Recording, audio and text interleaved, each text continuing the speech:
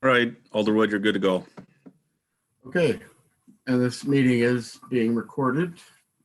So first I'll call the meeting of the Monona Park and Rec Board for March 9th, 2021 to order. You have noted who's here for the committee. I printed the minutes and then forgot to bring them down here. So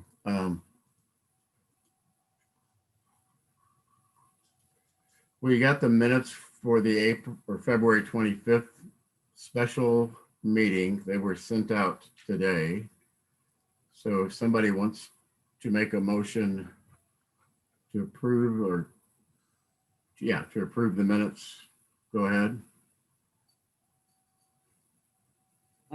I'll move to approve. That was Pat. Is there a second? I'll second. That's Tom. Any changes? Pretty straightforward. Okay, all in favor of approving the minutes signify by saying aye. Aye. Aye. Any opposed? Motion carries. The minutes are approved.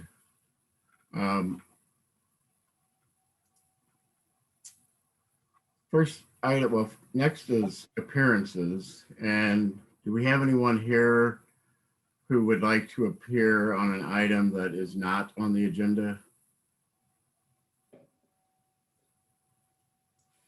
Okay, then we'll just go ahead into the 4A, unfinished business, the mountain bike park discussion recommendation, Maywood Park. And Jake is going to give a brief intro in a minute. Just a couple things that I would like to sort of start with where we are in the process. Tonight would be the fourth time the Parks Board has considered a mountain biking trail proposal. In January, I think there were 3 potential parks that were discussed. The board said was interested in going to the next step with it, but needed obviously then to identify where and a more specific proposal. And that happened at the February meeting. We then had the public hearing on February 25th, and then tonight's meeting. If it is recommended for approval, it would go to the city council, where it would be on 2 consecutive agendas, 2 reads.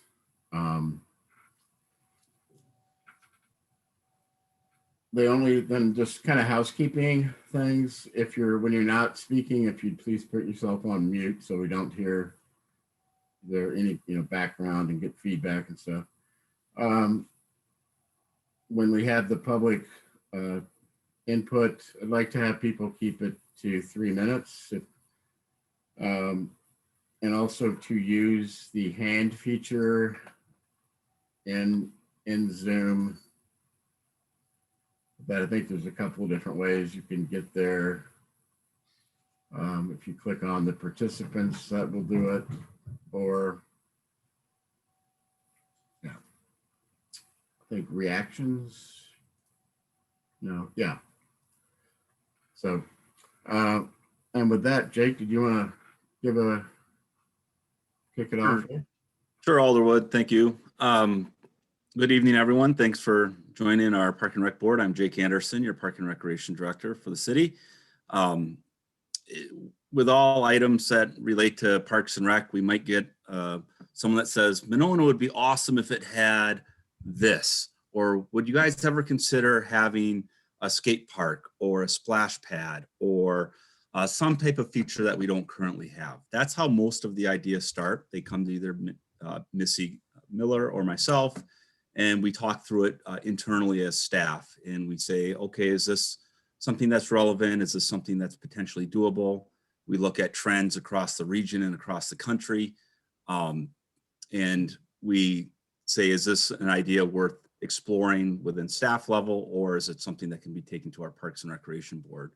So for this particular item, a mountain bike trail, it has garnered regional attention over the last couple of years, specifically City of Madison Parks doing pilot programs with off-road mountain biking. Nationally, it's certainly a trend happening across the country where urban parks are being outfitted for mountain biking. And so the young Monona residents that brought this proposal forward were working directly with Missy Miller and said, let's go through the process. And the process is identify a couple different sites. We went back and reviewed based on what our priorities are within the park and open space plan, within what was happening down the road with the capital budget. We agreed that Maywood Park, given its central location, given that it is the largest neighborhood park that we have at 5.4 acres and the fourth largest park in our system overall, that it had some of the features in the wooded area that would make for an interesting terrain for a bike park. That's when it was brought back to the park board meeting. We did get some feedback that was included in the packet that some of the residents that neighbor the park didn't get a letter. And we didn't send it certified mail, so we apologize. The fact that some of you are here or you heard it from your neighbors, you're still participating in that process, which is great. So nothing has been decided. This is what this meeting is for. This is part of the process of approving projects in a park system. And just for those residents that are here tonight, I get it. This is not abnormal for people to have hard feelings or feeling like they're left out of the process. Typically, adjacent neighbors for all of our park projects have concerns. And the fact of the matter is that parks are just like us. They're living, breathing, and they change over time with what is important at that time for its residents. What's unique about our community especially is that we use classifications for parks, micro parks, neighborhood parks, community parks. What's awesome about Monona is all of our parks from the central part of our city, except for maybe 2 or 3, are accessible within a 10 to 15 minute walk. And so while you're very tied in as you live adjacent to a park, all of us residents that live in Monona have access to these parks. And so part of the decision-making process is we invite everyone that might be able to be impacted by that park. So I think it's important to note that this specific park is going to change. We have major stormwater management issues that we have to address as a city to comply with a stormwater permit that we have through DNR.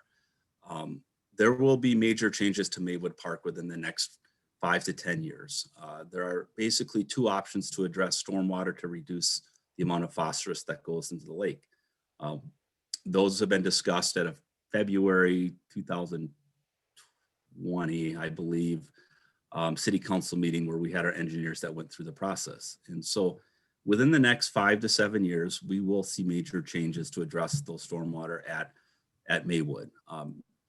Within that process, there'll be a master plan developed that neighborhood and the community will be involved in.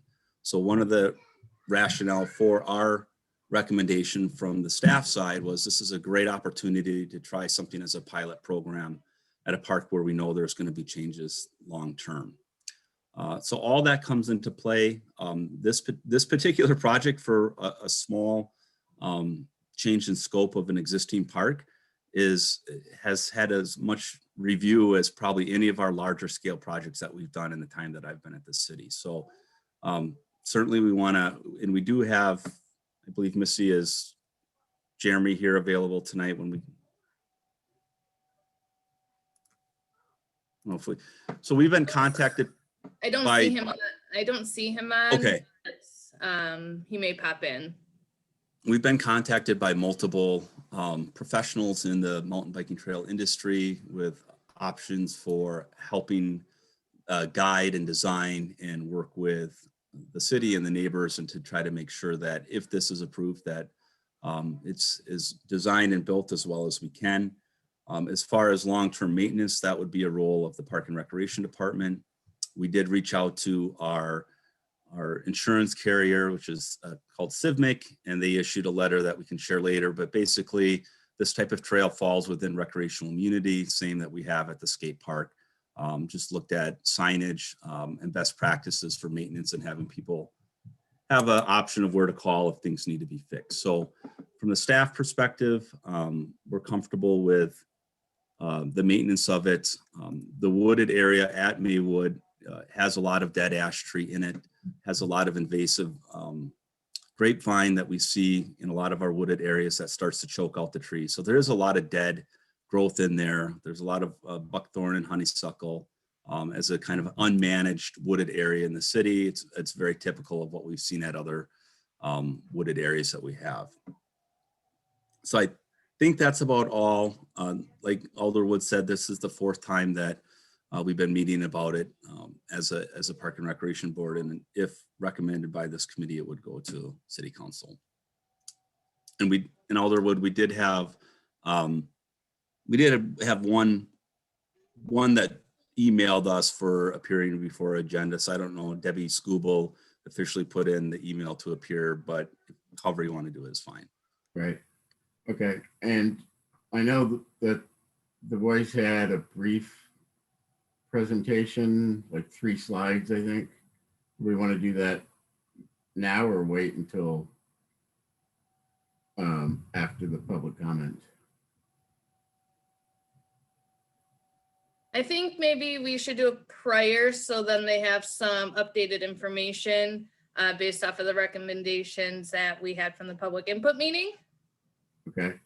And then I know there is a revised trail map, and maybe if you maybe after they get done, could share that screen.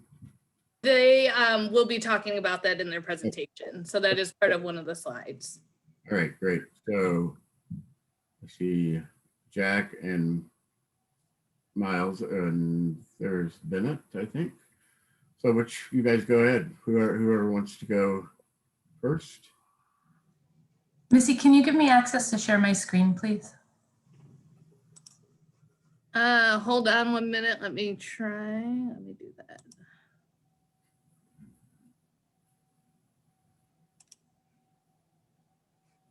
Believe you should be able to. It looks like all participants are selected. Do you see the title slide? Yes. Okay, so this is our March 9th meeting slide. This time we will only have 6 slides. I am Jack Oliver, and I really like reading and climbing. I'm Miles Peterson, and I'm really excited for the mountain biking season to start this year. My name is Bennett, and my name is Bennett Chapa, and I really like doing physical activity.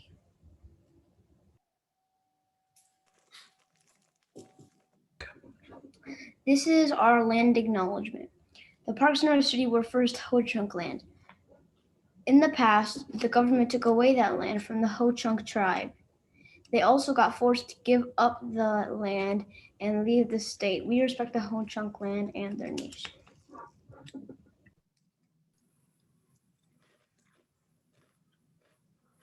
This is the original trail proposal with some different issues reported from the community that we thought were important to take care of. 1, child safety in the young children playing at the sandbox and the crossing from the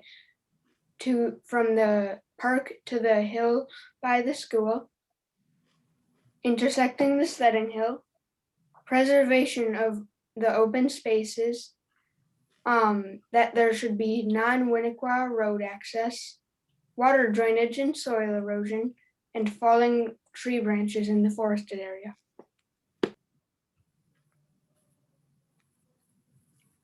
So our location solutions were to first move the trailhead to the north end of the parking lot to avoid kids by the sandbox, remove the trail from green space south of the basketball courts to avoid crossing the hill from the school. Now the majority of the trail is in the forested area to prevent soil erosion and stuff. These are some design solutions. A couple of days ago, we walked this trail with a professional mountain bike trail builder, and he gave us some advice, like we may need to do tree management and guided drainage. And also, he said on the non-forested parts, we either do elevated and or pitched trail for the trail.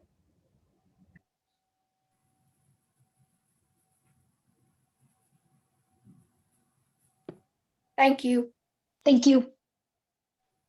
All right, thank you guys.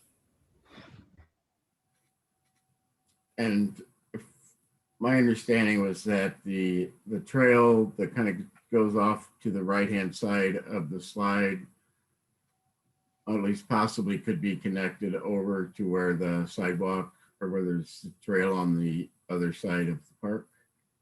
And That trail that Bree had just had her cursor on is it would just be following the gravel path, just so for access from Maywood Road. okay, Would you guys like me to continue sharing the screen so the map is up while people are commenting? yeah, that'd be Like, great.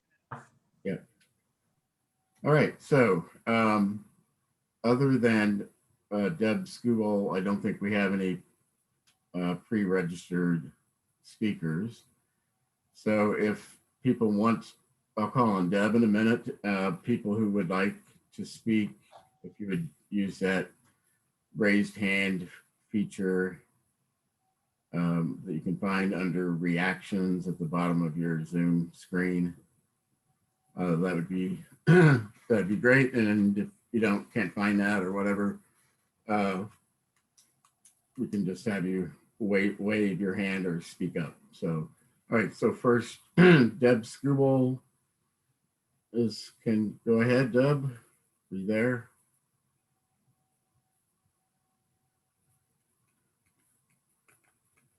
All right, can you hear me? Yes. Okay, all right. Could you state your name and your address? And if everybody who speaks could do that, it'd be great. Sure, of course. Yeah. First of all, thank you for allowing us the opportunity to speak up on this this matter. I live on Maywood Road, 5401, kind of midway, halfway down the street. I've lived here for the past 35 years, and my house does back up to Maywood Park. The park has evolved over the years, and in many ways, of course, it has stayed the same, but the number of people that enjoy the park has increased considerably with the improvements that have been made in the park, and that includes the removal of a lot of old and dying cottonwood trees. Obviously, the upgrade of the new playground has made a big difference. Many people use this park all year round. It's a place where families gather for picnics, play on the playground. They hold soccer and football practice. They do yoga classes. And it is a natural walkway for many people between Winnequa Road and Nichols Road, providing access to the library, City Hall, Monona Pool, and beyond. Last week, there was, I want to address that there was an article in the local paper, the Monona Herald, about the proposed trail. And this article mentioned several things that I was unaware of, but one of the things it mentioned was that this park, Maywood Park, is an unutilized park, is how they stated it. And I'm not sure whose standards or whose opinion it is that Maywood Park is underutilized, because I'm wondering if there's ever been like a usage study on Maywood Park, and because if you were to ask people that live on this street, or a lot of Monona people that use the park, I think they would say hands down that Maywood Park is not unutilized by all means. So I'm not quite sure if that was very well said. I've spoken with many people this week, and I've learned a lot about this project and its beginnings. And beside the fact that everyone living and adjacent to the park was supposed to be mailed a letter, and I know you said it was certified. I don't know how you could certify it, but there were several of us that didn't get a letter. And it can't be a post office issue. It's just something, it was a mistake. It happens. But I think it's imperative that we as a community need really good communication. Our people need to be aware and informed in order to make good decisions that can be acted on and properly done the right way. And I just want to mention that, you know, this is not easy for a lot of us to speak up publicly on any issue, especially when there can be a lot of opposition. Just because someone doesn't show up for a meeting or speak up, which I know a lot of my neighbors won't and can't, they do have concerns, and it doesn't mean that they don't have a voice and a valid opinion. So I think you do need to work on finding some better ways to get feedback from those people that don't feel comfortable speaking up and have a lack of computer and mostly social media skills. We just don't have it, including myself. So in my research this past week, to my knowledge, like you mentioned, there were 3 other parks considered when this idea was first proposed. And one of those parks was Woodland Park. I have to apologize, I'm not a mountain biker, so my perception may be a bit skewed on this, but I still have a lot of concerns, and I'm not alone on this, regarding using Maywood Park. And a lot of those were addressed in a letter I sent, and I don't have that available right now, Jake, but it was sent to the mayor, all the city council, and the Parks Department. And it addressed a lot of in detail, a lot of the concerns. So the biggest issue being, you know, is the wooded area of the park long enough and wide enough? Especially at the end, the north end, where I live closer to, it narrows considerably. You could kind of see that in the picture. I can kind of see it now. The picture's a little confusing to me, and even though I live here, I can't quite figure out how this trail is going to work. But I did want to make one consideration, and that was to maybe reconsider that Woodland Park. And I know you've probably talked about it over and over, but the landscape and terrain of that park appear to be ideal for this type of a trail. The hills and trees are already there. I believe there is a parking lot in the back, which would make easier access, and it's not in a residential area that would involve any residential concerns.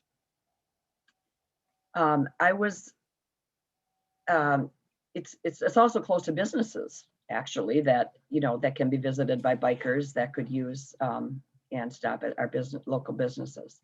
I was kind of informed. Excuse me. I think you're at about 5 minutes, so you could maybe wrap up in 30-ish. Okay, sure. Let me just make it kind of quick. The reason that I wanted to recommend the Woodland Park is that I just wanted to compare it to the parks along the east side over on Lake Monona, where there's 6 mounds, and it's a busy stretch of park and road and lake. And the concerns that were with Woodland Park were of vandalism. And in those years, all those years that this has been there, hundreds, thousands, there's been no vandalism to my knowledge. So I don't think that would be a concern. I really do hope that maybe that could be reconsidered again, and maybe the Ho-Chunk Nation could be, and the kids could be involved in some of the history of that mound that sits on the Woodland Park area. I think it could be good learning and good education, along with a great destination for mountain bikers. Thank you. Thank you very much.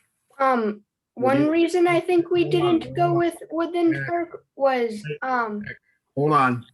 I have to call on people, okay? So let's wait until we get all the public input, and then if you want to speak, I'll give you a chance at that point, okay? So is there anybody else in the public would like to speak at this time?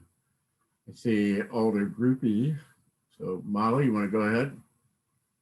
Yeah, so I think we'll address this along with other issues, but I wanted to raise the idea regarding Woodland Park that there are, the mounds and other sort of interpretive historical Ho-Chunk artifacts in that park that we wouldn't want to disturb with a mountain bike trail. Additionally, I would just offer that crossing Monona Drive for young bikers I think would be a pretty dangerous endeavor. So that's something that I'm sure that the young people have taken into account in their research. But I think,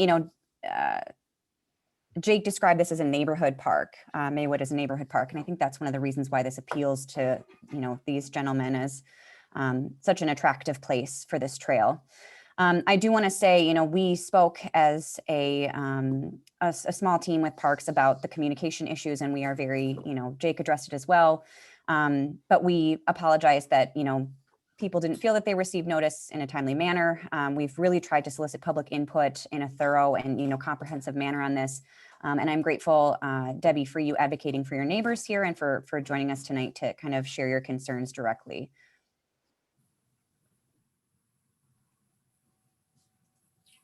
Okay, thank you.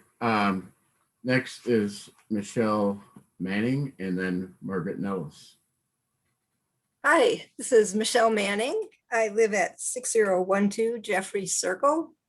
In general, I'll just start out by saying, I love the idea of having a park, a mountain bike park in Monona. I think there's a lot of growing interest in this, and I think it's a great way to get sort of kids that have outgrown the small playground equipment outside and moving around.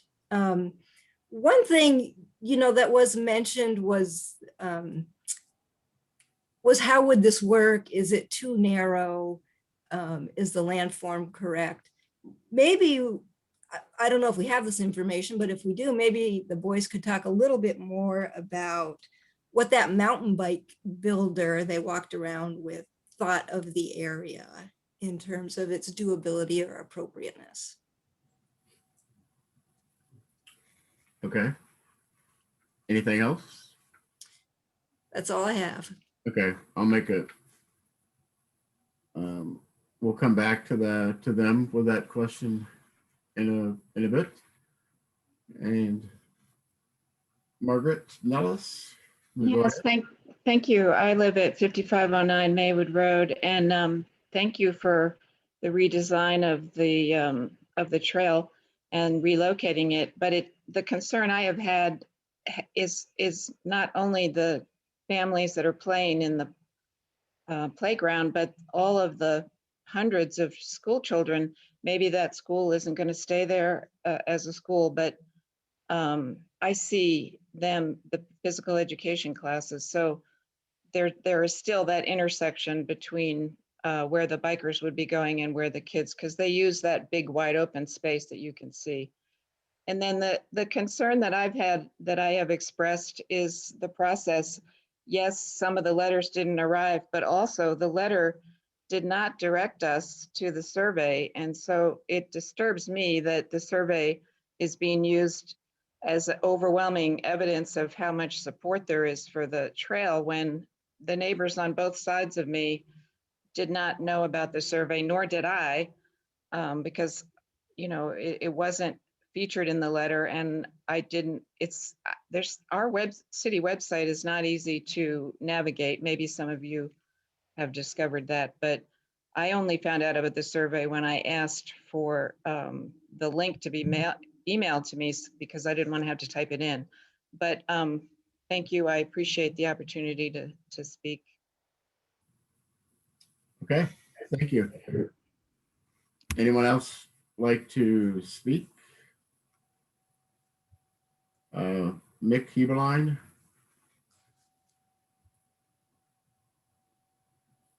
Sorry, I have to hit the unmute button. Sorry about that. Okay. Yeah, my name's Mick Heberlein, and I live out in Cross Plains currently. Don't hang up on me, but I grew up on Maywood Road, and I'm not going to address any new concerns that haven't been heard before. I feel this area is, again, being one of the lowest parts of the city, is always very wet. And I guess the question I would ask for to be answered later is, with the future stormwater management that's going to go on in Maywood Park, which is necessary, are they going to work the, I guess I'm curious how if this bike trail, mountain bike trail is approved, how it would fit in with that, or if it would be temporary, exactly how that's going to work logistically, because changes always come up with construction, especially when you're dealing with water-based issues that, are what going to happen with that. And I would also advocate that for the Woodland Park area, I understand the Indian Mounds there, but it can also be a great teaching environment in addition to a recreational area. And if, again, what we hear is that the mountain bikers are respectful, they'll stay on the trail, then I'm guessing they wouldn't be on the Indian Mounds up at Woodland Park either. And I appreciate your time. Having grown up along Maywood Park, I remember what a swampy cesspool it was and a mosquito haven. And so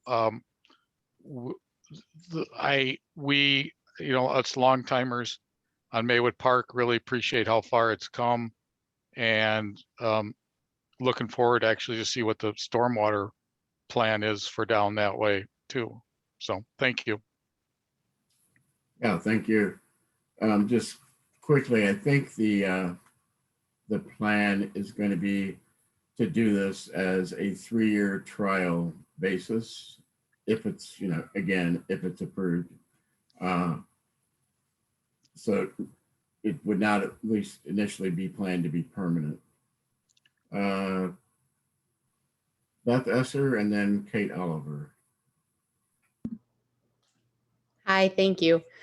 So I am a parent, I just want to disclose that, of one of these boys, so I am biased, but I just want to share that we have certainly witnessed the boys do a lot of research, including efforts to go around to most all parks in Monona that could potentially have had a mountain bike trail. And working with Missy, they narrowed it down to this park for many reasons, which I won't get into now, but that information would be available for people. Also, just really want to emphasize that this is designed to be an introductory park. It's not designed to be a park that is going to be one of the most frequented mountain bike trails in the area. So although we know that it will be utilized, it's not going to be something that brings in so many people to Maywood Park that the neighborhood is going to feel very different, I don't think. Also, the professional builder that the boys met with assessed the area for drainage and concerns and felt very confident that this would be a good area.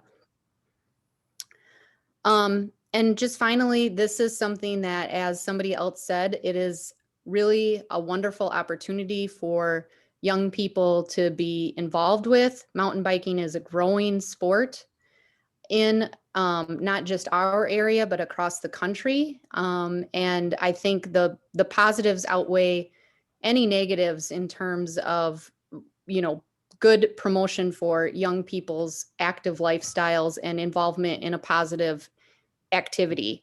And it's something that other communities across the country have invested in and which have resulted in a lot of positives for the community in general. Thank you.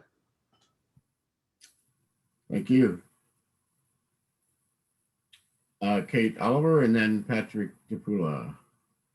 Hi, I'm Kate Oliver. I am also the parent of one of the boys that came up with this idea. So as Beth said, I'm mildly biased. I'll be honest, I didn't know much about mountain biking before they got into this project, and I've certainly learned a lot and can really echo the amount of research that the boys have done and the thoughtfulness that they've put into every stage as they were looking at the parks, and even once they had selected Maywood, they were very thoughtful about, where should we place this? Because we know that little kids are going to be using, the equipment or the sandbox. So I give a lot of credit to the boys for the hard work that they've put forward thus far. As Beth also said, I think it's important to remember that this is really meant to be a beginner's trail. This is not meant for probably really even high schoolers to use. I think if we are fortunate that this gets approved and is well received, and the Parks Department thinks about expanding to other parks, I agree that Woodland Park would be an awesome opportunity. I think that there's a lot of features there, and we can be respectful of the Indian mounds.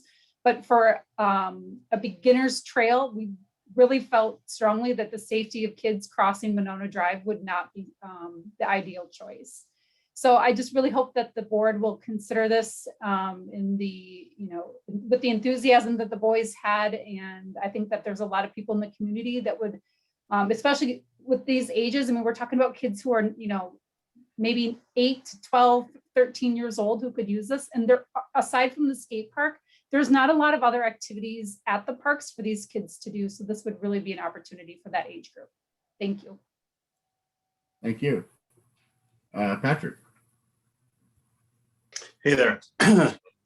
Patrick Aquila, 6101 Ridgewood Avenue. And, my son Sal is totally interested in the mountain bike trail in the park. And I just wanted to, applaud the kids for putting this together and doing all the research and spending the time and energy to meet with professionals and to make sure that they're trying to take absolutely everything into consideration here. And I think that at the end of the day, we really need to support the youth in our community, especially when they put forth so much effort to get this done. And if it's not in this park, the next time we're talking about another park, the people that live in the surrounding area are going to say, well, I support the idea and maybe we should put it in the next park and then the next park and the next park. But I really think that the impact of this is really small, and really concur with everyone else that it's a beginner park. It's for smaller kids. It's not going to be a destination. And, I absolutely support it. So I would encourage everyone else to, and give the children in the neighborhood another option of recreation in the summer. Thank you. All right, thank you. And then August and Alex. Yeah, hey, this is Alex. I just wanted to address. Give us your address. Oh, I'm sorry, I'm on Midwood Avenue. Okay. And I just wanted to point out that the revisions that the boys made and presented at the beginning of this meeting tonight, I feel like they were very thoughtful about addressing all of the issues that were brought up in the last meeting that neighbors had with it, that had to do with that were legitimate concerns about it being a public space. Because I would like to remind people that this is a public space. And I just feel like their revisions were really thoughtful, and I feel like they really thought about addressing those public issues and how to yeah, that's all. Okay, thank you. And then Damon Bussey. Hi, Alderwood, thanks for the time. And I guess I'll just reiterate the comment Alex just made. My feedback was provided, I think, in the agenda materials. So thank you for reading it and considering it. I really appreciate the fact that the boys listened. One of my concerns was, like I said in my email, there's kids that ride their bikes down that sledding hill. So we were creating like a potential collision course. So I think, the amended plan addresses that. It's further away from, I think, everybody's lot lines than it was before. It goes kind of behind the park structure instead of kind of through it or in front of it. I don't feel super strongly at this point about the project. I think there's a compelling argument that there is not a whole lot of options for kids of this age in our park community. So I definitely hear that. I think my biggest question at this point is just how, what's the plan for this thing? We keep hearing that it's low in scope, low in budget, going to be temporary. and I know we can't decide that today, but I guess if we are going to invest the time and effort, I'm just kind of curious, like how, this is my first experience with this too. So heck, if I knew how to lobby the Parks and Rec Board when I was 12, I'd probably be in a better position right now. So again, congratulations to the boys. So I'm just kind of curious about the plans longer term. And that's all I had. Thank you. Okay, thanks. Yeah, I think we will address that in a little more detail in a bit here. So, Scott Munson. Hello, Scott Munson, 501 Panther Trail. I took my kids down to check out the proposed course this evening, and neither one of our kids have very sophisticated mountain bikes, but they both took a look at this course and thought that it was one they could probably handle. And I think that was the first time I saw either one of them show that much interest in mountain biking. So I think this is a good introductory course for just introduction to the sport. And I want to thank the boys for putting together this pretty solid proposal. Okay, thanks, Scott. Anyone else who would like to speak?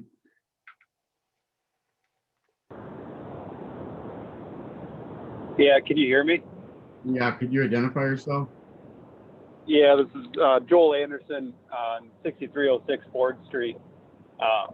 But I just wanted to quick jump in and say, offer up my support. I've got two kids, an 11-year-old and a 9-year-old. And I would agree with some of the comments that there's, at the parks, once they get to a certain age, there's limited, limited activities. So I think this would be a great addition to the Monona Parks and a great addition for kids of that age, that older elementary, early middle school.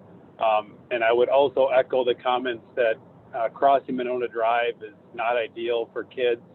I love that it's in a park that's pretty accessible to most of the kids, being that most of Monona lives west of Monona Drive. But yeah, I would just like to voice my support behind it, and I think it's a great idea. Okay, thanks, Joe. I see, Bree, you have your hand up. Is there anyone else? Because you've already spoken. Or, well, go ahead, Bree. Yep. Hi, this is Bree, and I am the mom of Bennett Chapa. I just wanted to say I loved Deb's idea of drawing attention to some of the Indigenous history and leveraging wherever the trail is, leveraging some of this land usage as a way to educate our kids about the Ho-Chunk Nation. So regardless of where this trail ends up, I fully support that idea. I also wanted to add that just on top of the past couple points, that there's not a lot of options for kids in this kind of preteen, early teen age groups. There's even less options available when you don't own property.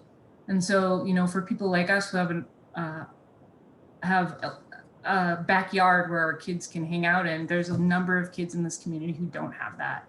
And so providing more opportunities for them as well, it's just not always as an equitable opportunity, even when the options are low. So thank you. Yeah, thank you. Anyone else? Okay, I don't think Alderwood Marcy Shockley, Mr. Shockley had his hand up. Oh, okay. Sorry.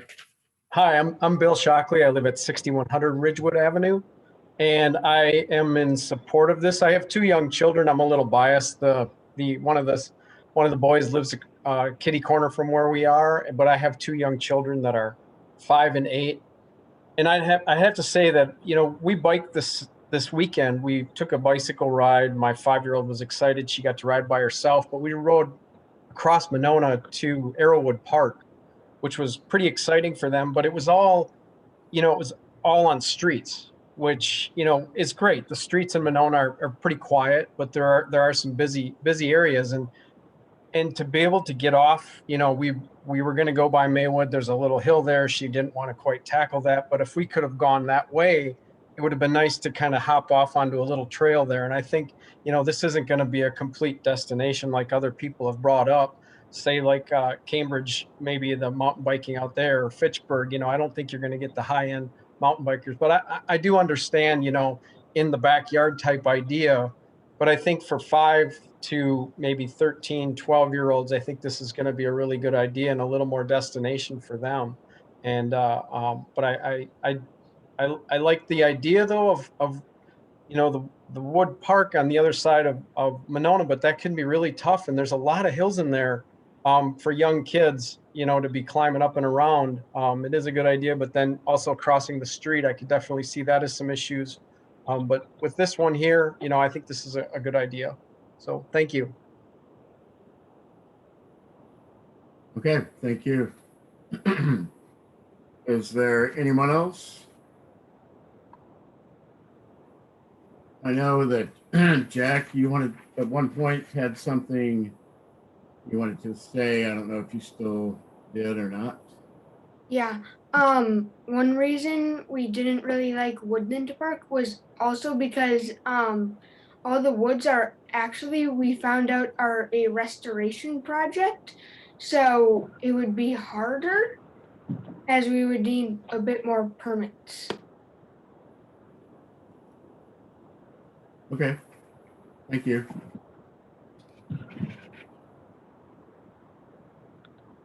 Okay, then I think we're ready just to go over and have the committee discuss this. So at this point, it would just be the committee and staff involved in the discussion.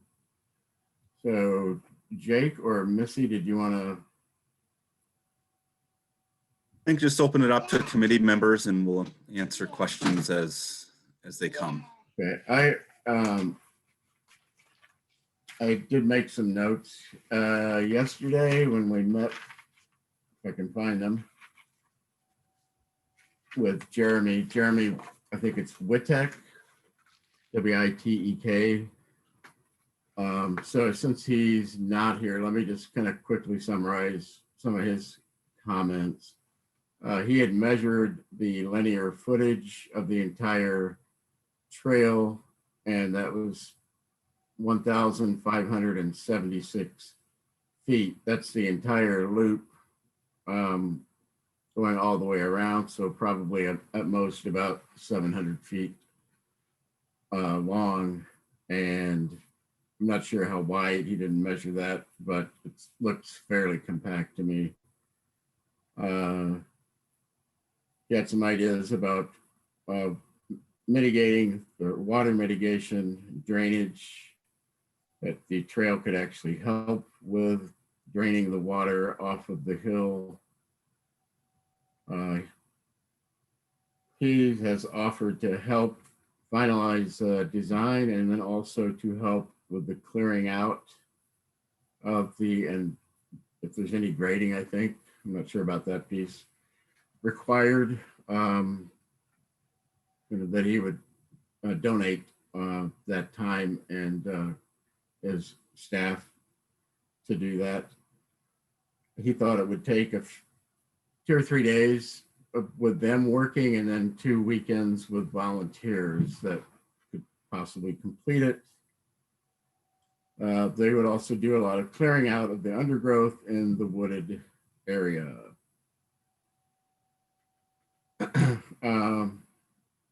That's about all I see. Or I don't know if Molly, yeah, you were there, so go ahead. In addition to the things that you mentioned, we asked Jeremy a lot. We shared a lot of the feedback from residents nearby with Jeremy, who's a professional mountain biker, and he had a lot of really good ideas as well for, the invasive species and fallen branches and sort of making sure that the removal of those things was safe and responsible environmentally to ensure that we're not disturbing animal habitats or disturbing or distressing the land in any way.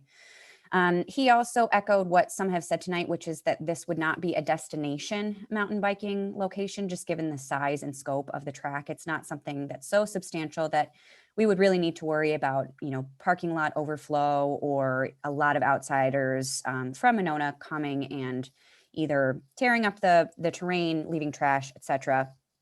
I know that trash was a concern mentioned by some constituents, and we also briefly discussed the possibility of maybe having an additional trash can placed near the track.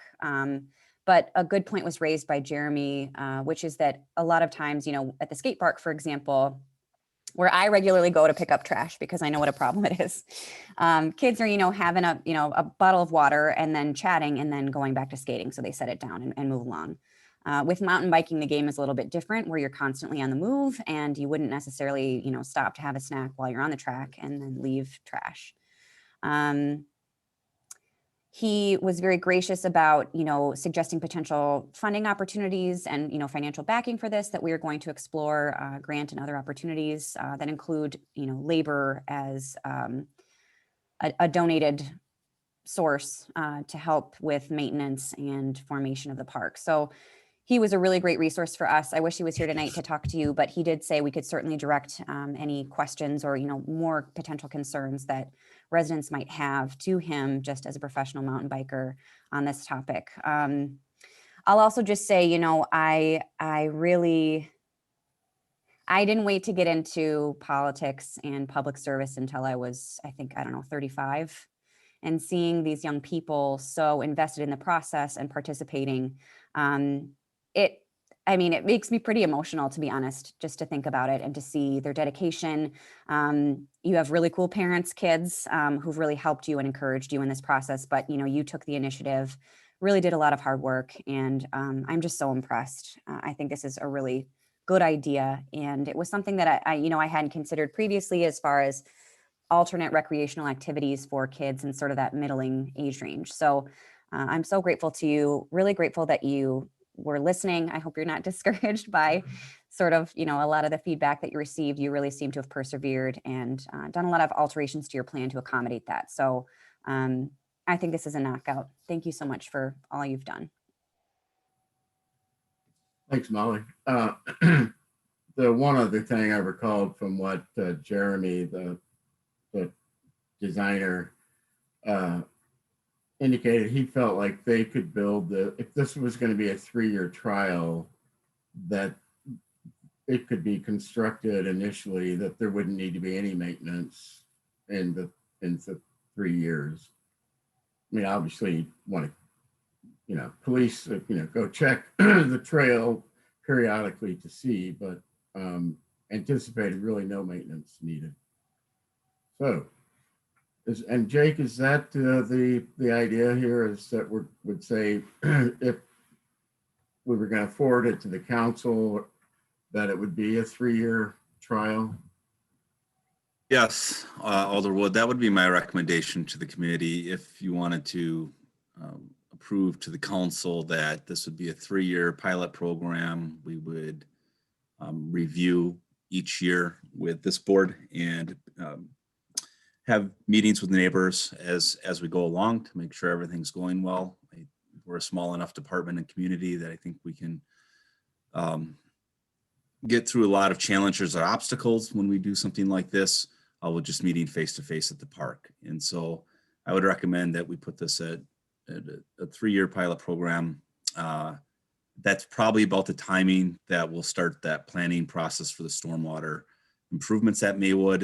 I believe that's when Public Works has it scheduled for some engineering in their capital budget. So that will probably tie in quite nicely as those plans start to develop as well.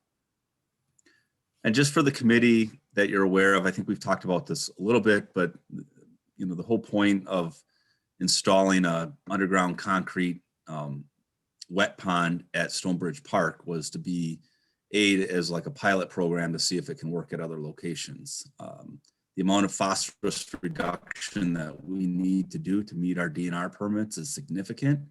And initial modeling, because of the area of Maywood Park where the source point of the stormwater goes, would be almost the entire park would have to be a wet pond to be able to meet our phosphorus goals. And so that was a pretty big pushback on my end several years ago, saying that's, you know, a non-starter. We have to look at alternatives. You know, we cannot lose another park. And so the idea is, if this underground concrete wet pond works at Stonebridge and it can be maintained, then that, and grant funding is available, then that would be the option that we would be looking at. But that would still mean significant changes to Maywood, including the loss of a lot of the mature cottonwood trees that are there. But like I said previously, it is something that we have to do as a city to be in compliance with our stormwater discharge permit for phosphorus reduction. Okay. So committee members, somebody want to go first with their thoughts? Jeff? And then Tony? Well, boys, I'd first like to thank you for the work that you put into this project. And as somebody had said earlier, you listened to the people speak at the public hearing, and you made some adjustments. And I think the adjustments look like some good changes that you have come up with. You know, and as a park board member, I think one of the things that I always look at is, you know, how we can provide activities, services for a wide array of people in Monona. And, you know, you kind of forget, you know, as your kids grow up, you kind of start thinking about more adult type of activities. And this certainly has become a reminder about the importance of having an activity that, first off, I think people are going to be involved with in the construction of it, but also involved with the activities that would be created by putting in a dirt bike track in the area. I'm in favor of it. I think that you certainly have done a great job in pulling together the information for us, as well as coming up with some flexibility to the plan, as well as getting people who are experts in this area to really consult with you to come up with a park plan that will be something that will be workable. Thanks, Jeff. Tony, and then Pat. Thank you, Doug. First of all, I want to thank all of the people who are on this call tonight for participating in democracy, which is wonderful, right? It's so great to see people coming out, particularly young people who are, you know, demonstrating what you can do when you get together with a good idea to get something to pass. So I'm going to echo what's been said, and a kudos to all you guys who are here participating. Me and some of the other board members here are citizen volunteers. So we are here volunteering our time to kind of, you know, tackle these tough decisions that float across the desks of city governments. And these discussions sometimes tend to kind of veer into the area of people with heavy opinions. And so it's not easy for us to sit in here and listen to everybody's take on something when we know that everybody really has a valid point and is coming at something from a very rational standpoint. And I think part of the issue is really communicating that. And so I sympathize with those people who felt that the communication wasn't there in the beginning. That's something that I, as a board member, would love to see corrected moving forward. If there was any issue, that we look into that, because communication is key, right? If we can nail the communication out right ahead of time, people can feel that they are being notified appropriately, and then they can come to a meeting when they're being broadcast or done to voice their concerns and their opinions. So that's something that, you know, I hope that we can solve the next time around if there was any issues, you know, this time. As Jake said, what's going to happen in Maywood is something that is a little bit greater than this track. You know, there are a lot of issues with phosphorus capturing for particularly our city, because we're right next to the lake. And so really, and we discussed this a while ago, that the purpose of this park was more of a utilitarian effect for the city, more so than a recreational effect. So there's big changes coming to Maywood nonetheless, whether there's going to be a bike track there or not. And so that's something that I'm glad that you guys are here and are willing or are able to find that out, because those are big discussions that we are going to have moving forward as well in terms of how do we address some of these climate issues that cities are responsible for addressing. As it relates to kind of bumping things to Woodland Park, that's kind of in that same idea of like, what's the purpose of a park and what are the things that are affecting that park that are not necessarily really known. Yeah, obviously Woodland Park, people know that it is, you know, a site to, you know, native mounds and things. And it's also a conservation park. So it's a remnant of an oak savanna. And is it John Taffer, I think, that managed that, Jake? You know, he was talking about the amazing species diversity of plants that still exist in that park. And so that park does have a natural element to it, a bit of wildness to it. It has 60+ species of native plants that are there that are not commonly found in an urban setting. So there's a lot of natural value to that I would place ahead of just go ahead and putting in a bike track there, because there are other considerations there. So again, something that we take very seriously and we'll discuss moving forward as to how we allocate certain recreational aspects to different parks.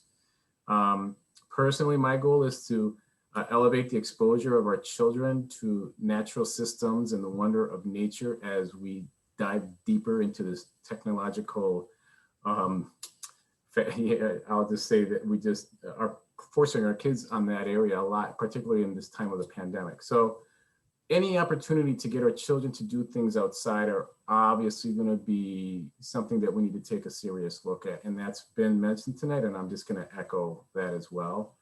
I would love to see moving forward, if this does get to the next schedule in terms of, you know, the process of planning, and this will be after, of course, we address the stormwater situation, you know, some addressing to the neighborhood concerns of where this path will be if it does in fact happen, that this isn't just kind of drawn up by people that just happen to walk there. And I think it would be great if a path was here. This needs to be something that's discussed with park staff, you know, naturalists who will have a voice into maybe some of the topography or the flora and fauna of the space, and then obviously the greater concern of the stormwater runoff. So I think it's kind of this big apple to swallow for all of us. But it's something that we don't take seriously here in the park board.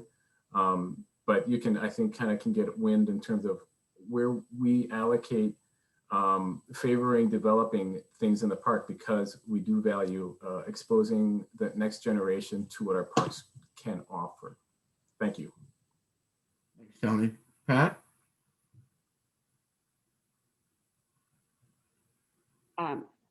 Thank you.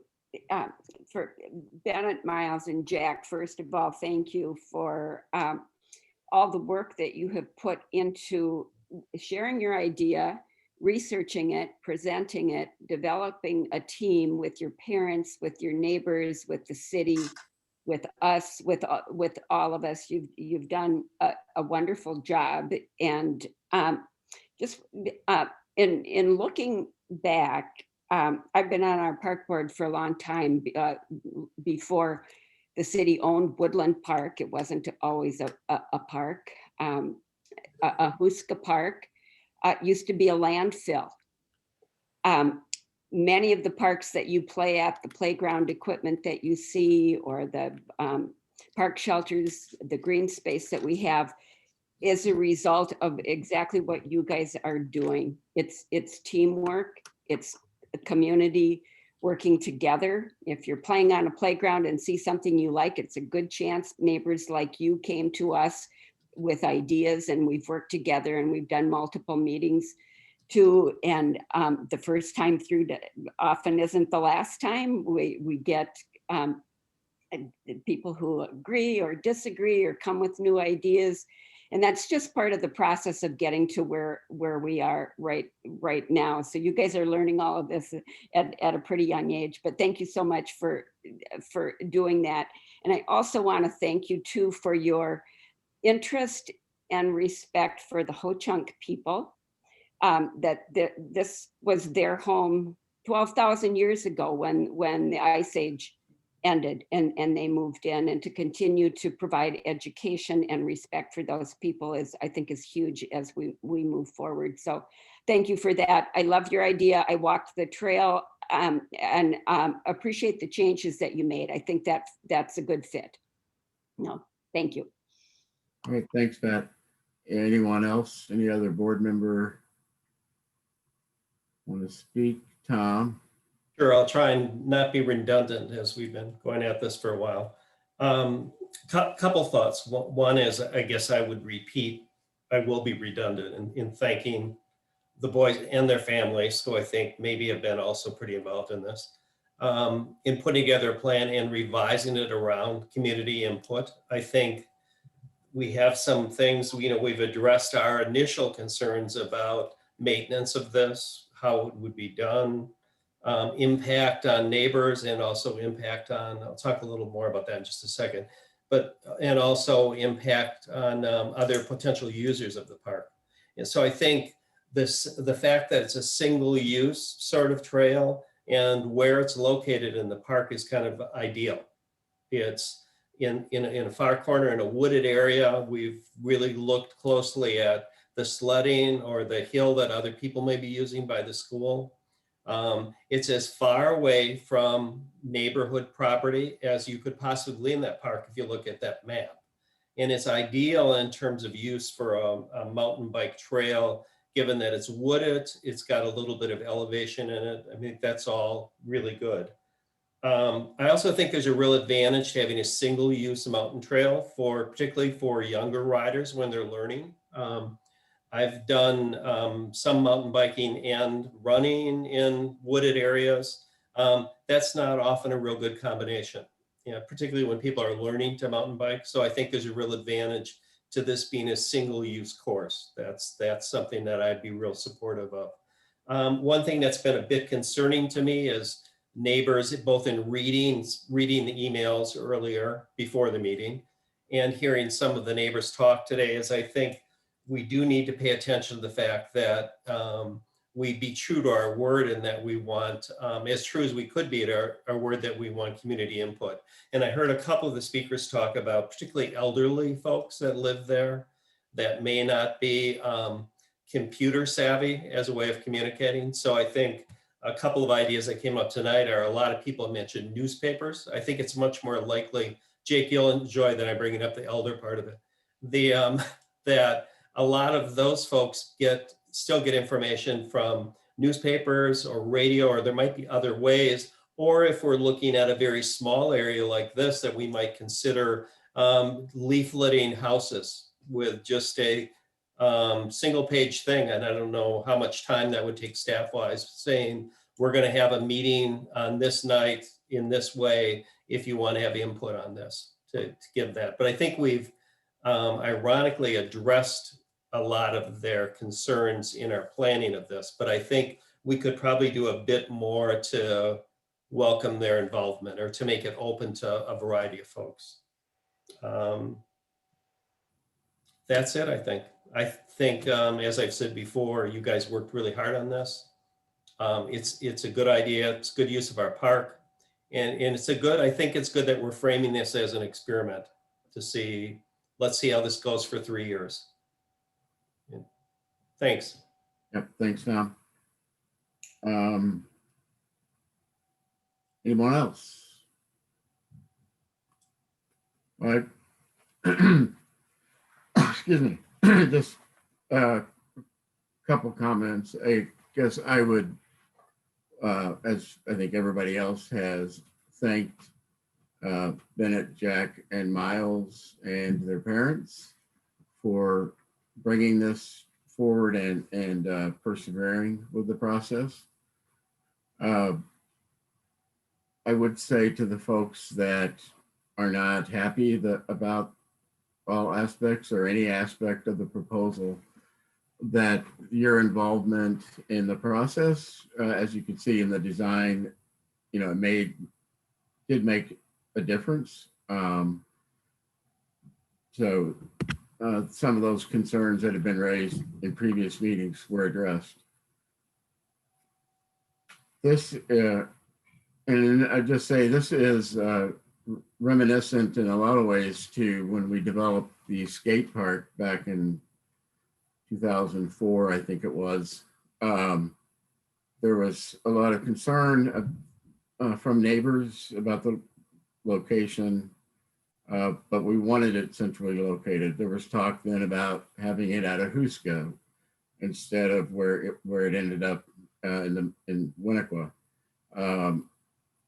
which again, that would actually have to cross both Monona Drive and Broadway, probably potentially to get to Ahuska. And then it also, like the skate park or like this trail, would really serve an underserved, not only age group, but also type of kid, that some that are not necessarily joiners, that maybe are not on a football team or a basketball team or soccer. I mean, obviously you could do both. But that was sort of a segment of youth that wasn't terribly well served. And I think this would kind of do the same thing, although I think, on a smaller scale. I don't see the usage here being as much as the skate park, but I could be wrong. Yeah, that's about it. Again, Woodland Park, I think Tom made an excellent point about having a single-use trail and not trying to mix, especially obviously mix mountain bikes with hikers, and obviously not really suitable for beginners given the change in elevation. So that's my 2 cents. Anyone else on the board? Or would you like to, then I think, a motion would be in order at this point.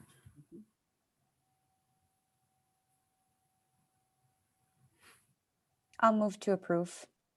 Okay, and that's with the 3-year trial basis? Yes, and with the proposed changes that the Miles and Jack and Bennett have presented tonight. Right, okay. Is there a second? I'll second. Pat, second. Jeff also seconded, whoever. Oh, a lot of people did. Yeah. Any further discussion? Okay, seeing none, all those in favor signify by saying aye. Aye. Aye. Any opposed? All right, motion is carried. So it'll be on, I don't know if it'll be on next Monday's council agenda or maybe the meeting after that. What, any thoughts on that, Jake? I'll defer to Administrator Gatto what his opinion is based on the number of items, on the agenda. Right. But yeah, I would like to if we can. Yeah. Okay. Thanks, everyone. You're welcome to stay for the rest of the agenda, or not, except for park board members, you have to stay. All right, 5A is discussion and recommendation for a special event request, the Solar Plunge Special Olympics. All right. So you have kind of the information in your packet for the proposal. I'm going to probably turn this one over to Missy. She's been dealing with Elise Peters from Special Olympics Wisconsin, and talk about this proposal. Short of having an approved special event policy ordinance that we kind of got delayed with COVID, we had decided any new special event would have to come before this Park and Rec Board for consideration. So Missy, I'll turn it over to you. I don't really have much to add other than Elise is on the phone call with us, and she can start her presentation and information about her special event. All right. All right. Hi, thanks for having us. I'm Elise with Special Olympics Wisconsin. I'm the Regional Director of Development, so I plan local events in the area to raise funds for our athletes in central Wisconsin, South Central. And Miranda Haima is joining me tonight as well. She's another Director of Development and will be helping me with hopefully this awesome event if you guys will have us. So Missy, did everyone get the application and like map stuff I sent you? Okay, great. Just wanted to make sure I wasn't jumping the gun, make sure people had a little bit of context. But basically we are looking to do solar plunge that's like a run and plunge for inclusion and Special Olympics. This would be a fundraiser that anyone can sign up to do. We are hoping to have it June 19th, which is a Saturday morning. And we were looking at, for COVID precautions, to have people register online, fundraise online, and having waves of 100 people participate in the event. With the first wave being a kids 1K run at 8 a.m. and then 9, 10, and 11 a.m. being a 5K open to whoever wanted to participate. And this would be at Schluter Beach, and hopefully we could use Waterman Park as well if that's a possibility. And the event would all start and end there. Obviously the route would go into the city a little bit more. I had sent over a couple different route options, but the idea is we would set up at around 4 or 5 a.m. in the morning, have some music and food trucks there as people are running and plunging, and they would plunge into the beach area, and hopefully be out of there by 3 p.m. That's just a high level overview of the event. But as you can see in our application, we would need some electrical things for speakers and an MC or a microphone there, all of which we would provide, and some additional garbage and dumpster needs that we would provide as well. That's kind of high level. Is there questions or things that I should address more specifically? Yeah. I just have a question about the, so it's obvious that you've taken into account some of the logistical challenges of the pandemic and trying to plan around, waves of people and different start times, et cetera. I'm a little concerned about the idea of the food trucks. And I just wanted to ask a little bit more about that and kind of get a feel for what that layout might be. My only worry with something like that is that if there are, spectators or people who, linger after they've completed their portion of the solar plunge, I would worry about maybe some crowd control issues there. And I don't know if Missy and Jake, we've talked a little bit about events with potential, food and drink. And so I'm just looking for some clarification on that point, I think, from both park staff and from you, Elise. Thank you. Yeah. So the idea is when people are finishing the race, obviously like timing and a finish line would be before people are jumping into the water or even going into like Schluter Beach. So once they're, I don't know if everyone has seen the map, but there's like a finish line, and then we would hopefully have like a little fenced off runway for people if they wanted to jog into the water. It's not required if someone's not comfortable doing that. But then the hope is we would have volunteers along with law enforcement, who we have a really strong partnership with. They're actually one of our mission partners, directing people out of the beach area and saying, hey, if you want to stick around, head over to Waterman Park across the street. And so kind of keeping people, once they're done with their race, keeping them moving, letting them know the event is, kind of over here, and you can move to Waterman Park to space out as well. That's kind of what we were thinking. And with the 100 number, obviously for the kids run, you're looking at more people because parents will be there. But with the Dane County ordinance of 500 people, we thought that would keep us, we're open to suggestions. And with the pandemic this last year, we've been very flexible with things. So the food truck was just an idea, but obviously, we need to put additional precautions in place. We're happy to do that. And Molly and Parks Board, I can jump in quick there, at least just reference 500. So Public Health Order 14 increased outdoor gathering restrictions to 500. So we're in March. The next order is like April 10th. So there are a lot of positive signs anyway that by the summer season, the health restrictions may not be an issue for food and drink. So right now we're at 500 outside, but with food and drink, Missy, correct me if I'm wrong, is it 150 at a time right now? I think it's 150 if you're going to be serving food and drink. But again, I think 250 with food and drink. I think 250 with food and drink. So that's a substantial change over, order 13. So it is a little fresh yet in what we're used to with the health orders. So I think what that tells us is that the restrictions, unless something changes with the number of cases in Dane County, we're going to see an increase in loosening up of the restrictions. So I don't know if that is from a health order at this point is going to be an issue in June with the serving of food and drink. And I would say, and Missy can probably talk to it, that Officer Nate Reynolds has been involved in this from a traffic control and from a street closure. But this was a challenge that we did have with the potential of, was it the VMO? Maybe it was a VMO event where we were looking at closing roads and rerouting traffic. So he is aware of it and has been involved in sort of these pre-planning steps. Okay, and registration would be capped at least at 100 per slot, or how would that work with controlling? Yeah, so we use an online registration website that's linked to our website, and it will be a ticketed event. So with that, we're able to cap every wave at 100 people. And then, sorry, I know I'm dominating the conversation here. I just wanted to ask one last question, which is, can you just fill us in specifically on what the donations and funds would go to for the Special Olympics organization? Thank you so much for your time. Yeah, thank you. Great questions.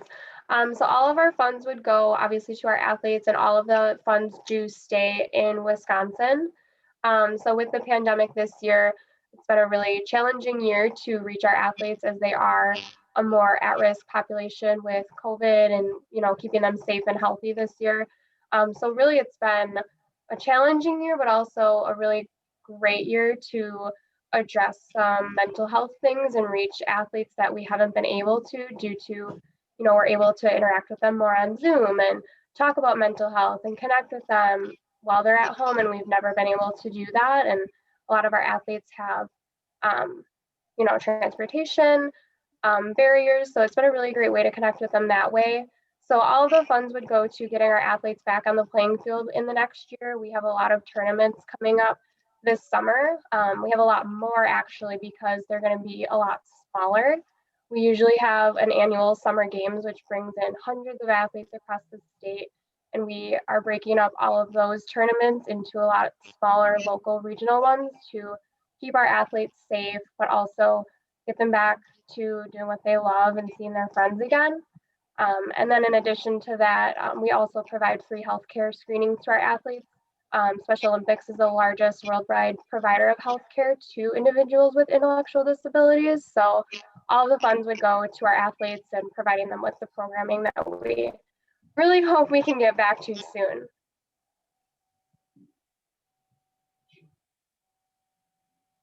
Yeah, Jeff. Sorry. A couple of questions. First question would be related to COVID, and trying to keep the numbers down, and you're already addressing that where you have the different waves. But for that first wave with the kids, 100 kids, and you'll have probably 2 parents or others who are going to be there. So you could be looking at 200, 300 people who are there. To keep the numbers down, have you also considered doing a virtual race so that you're still bringing in the money, but people are doing the runs kind of on their own time and not doing it with crowds?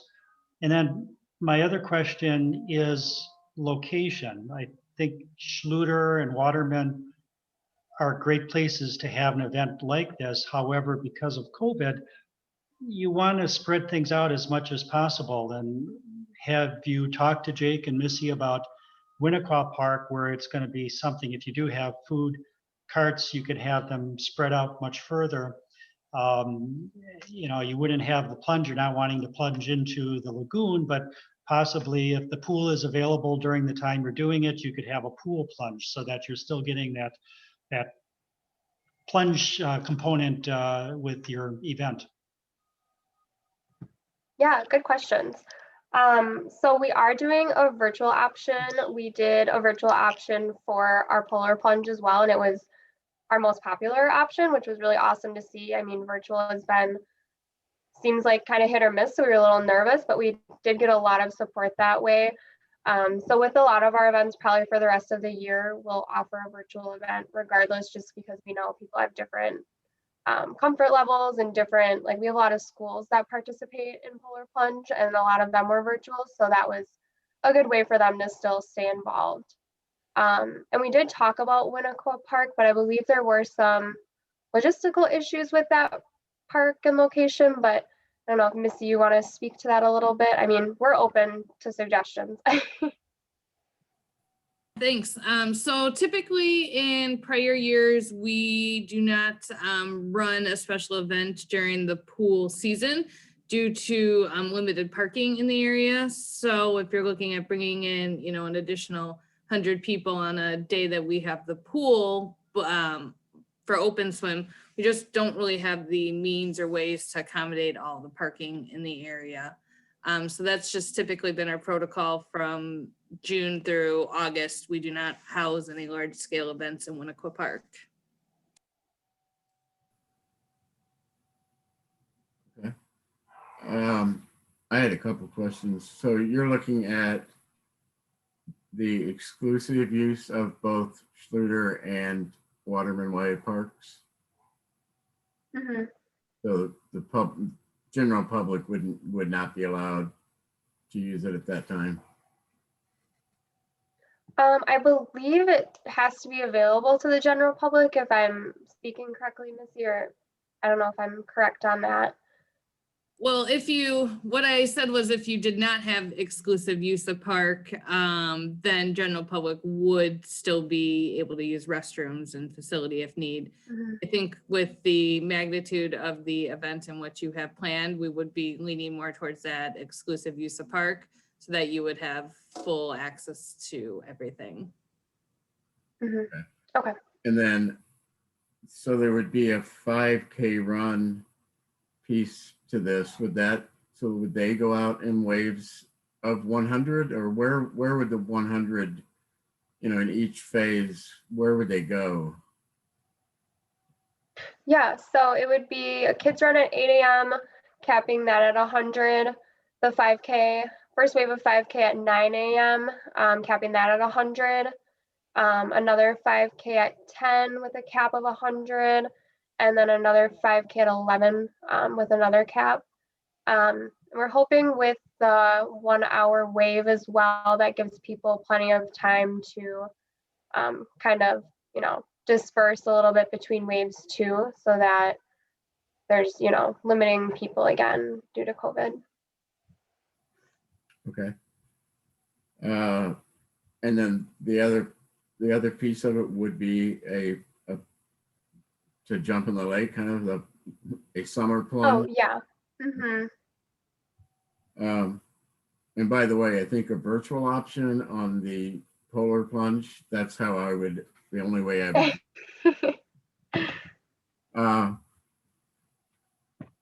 Yeah, I guess my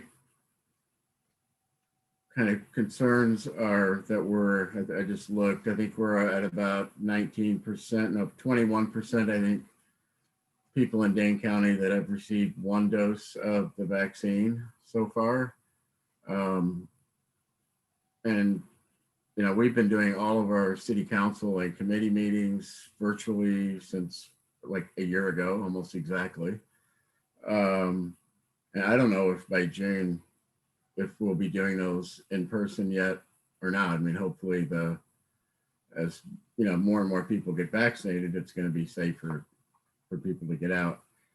I guess my biggest concern, frankly, with or without COVID, is basically turning that park over to a private use on a Saturday in June, which is really high demand period for that park. And we just obviously, you don't get that many weekends where you have the potential for really nice weather.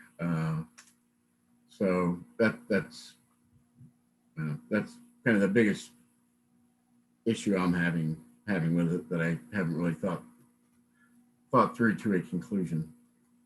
Anybody else? Questions, comments? You already talked, Molly. I know, and it's such a woman thing too, to be like, sorry to dominate everyone's time. I'm sorry. If this doesn't come to fruition, and we obviously have a lot more discussion to do, Miranda and Elise, are there other ways for us to be supporting the organization? I mean, do you have alternate proposals of how we might be able to support you and your efforts without this in-person event? I mean, the virtual option, I think, obviously awesome. But I think it would be useful to know, what other avenues we might have to contribute. Yeah, I think if we aren't able to host the event in Monona, being able to put it on community calendars and helping promote it or get people excited about the event and letting businesses know about partnership opportunities, those are the biggest things. And if you guys want to sign up, that'd be cool too. So those are all great ways. And like I said, we'll be having more tournaments. They'll be smaller, but we still love and need our volunteers. So there's always going to be sponsorship or volunteer opportunities available too. Okay. Tom? Yeah, I just have a question. Elise, and maybe I missed something earlier, to take a step back. The problems with the Winnequa Park as a possibility from a park standpoint were what? We mentioned that Winnequa Park, we typically don't rent out during the summer months of June, July, August due to parking restraints with people visiting the pool. Okay. Because one of my thoughts, I was thinking of what Doug was saying about the getting rid of people's, or not allowing people to use the beach. It's heavily, I live right by Schluter Beach, and that's used heavily now during the summer. And there's also a precedent, I think some of you may remember, there's a 4th of July run for years in Monona where they have a great, a 5K, and started and ended at Winnequa Park. And Jake, I'm sure that part of that was during your time. There's a great schedule that goes down Tony Watha. I mean, there's already a course that's very workable. And I know I've been very involved with Special Olympics for the last several years. And I know you guys are well staffed with volunteers and to run something like that, but it's a perfect running course if that was a possibility. But it would be giving up the swimming aspect of it, jumping in, which I don't think would be a big deal actually. And it would be getting the use of Winnequa Park for that purpose. Some of you, Pat, I'm sure you remember that, the 5K run. That was very popular and a perfect course. I ran that several times with my kids. And just an idea. My other thought too is if we could support Special Olympics in some way. I know from being involved in Special Olympics in the East Y program, that Monona has a real strong Special Olympics program. So it would be close to a lot of people's hearts, both Special Olympians and families within the Monona area. And that might be one of the reasons you considered here. I don't know. Ellie? Do we have, I know we have standard special events that typically renew each year. Do we have many of those fallen off for this year, or how's the calendar feeling? Good question, Kelly. So Lake Monona Run is on the first weekend in May, with access to, in regards to whatever the health restrictions are. 4th of July Festival is on at this point, at least planning on it. Czar's Promised Dog Walk, which was in May, is now in September. They haven't made their decision yet if they're going to be in person or virtual yet, but September 17th, I think, is that event. We have not heard from the Chocolate Marathon / Brew City, or I think it was going to be the Brew something. It was going to change last year and then got canceled because of COVID. I've not heard from them on the big events. I did talk to Ryan Griesmeyer, who's owner of Race Day Events that puts the Lake Monona Run, and the other, I think it was the Milkman Marathon that went through Madison sometime in June, is not happening. They've coupled it with something else. Clean Lakes Alliance Loop the Lake is a virtual event. So it is the CLA Loop the Lake bike ride is from June 12th to June 19th or June 12th to June 20th, I think. So an extended time period, so not a single day.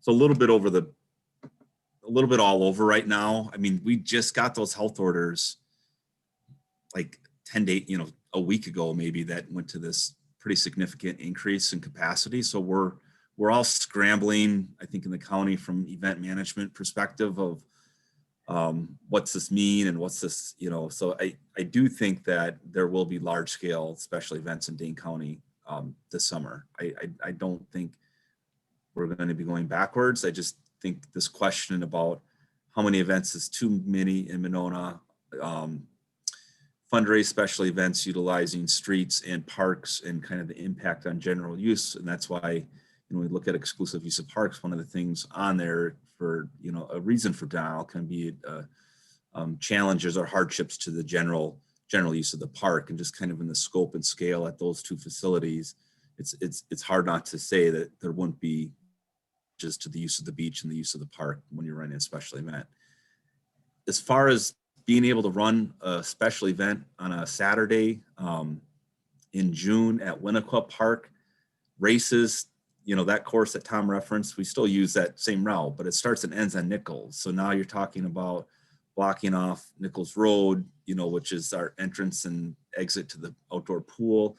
Some of the challenges we've had over the years, having the pool open for 4th of July is just that. It's just like getting people like being able to get to the pool, because the community center lots filled up for the special event in the morning before kind of the busy hours of the open pool. So there are some logistical issues. I think it's possible with maybe changing the start and finish line, other end of the park. It might be possible to do something at Winnequa, but generally we've tried to shy away from that, because between swim meets, we will probably have a swim meet, I think, Missy, the weekend before, June 12th. Yeah. You're on mute. Oh, thank you, Molly.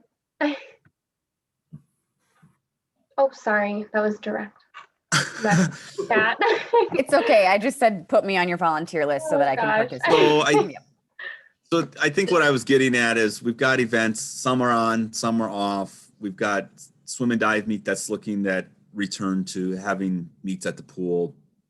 I think the cause is a great cause, and I wish we would have our special event ordinance and policy kind of finished, where we can kind of start to be able to take these applications as they come. But I think this year especially, there's certainly some challenges to being able to support some of these potentially larger scale special events in Monona. Just going back to Molly's concern about like the food trucks, for the Lake Monona one, since that's relatively early, and I know they often have stands for beer and they, a line where you can pick up food. Have they submitted specifics? I know this all just happened, but about sort of what they're doing in terms of their food and to limit gatherings of people after the race? I haven't seen their finalized plan yet. Assuming it's just going to be either like a to-go option where you just can grab your to-go bag and leave from there. But I do think, if we're at 500 for gatherings and 350 for, you can kind of accommodate that with food and bev. So I haven't seen it yet.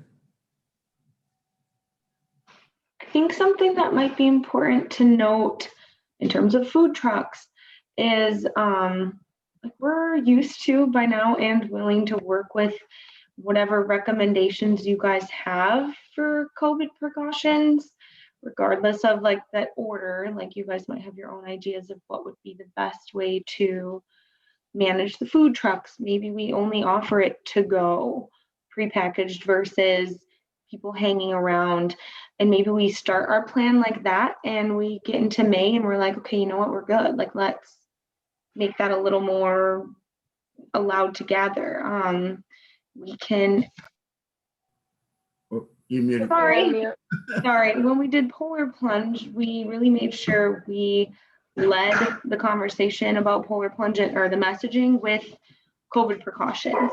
And so I think for solar plunge or this run and plunge event, that's what we would want to do again, is make sure we're really encouraging people to like wear masks during registration or check-in, and practice social distancing. And with this polar plunge, that went pretty well. People were used to having to follow those precautions. So a long way of just saying that I think we're really willing and able to work with recommendations that you guys have in terms of COVID. Okay. Anybody else?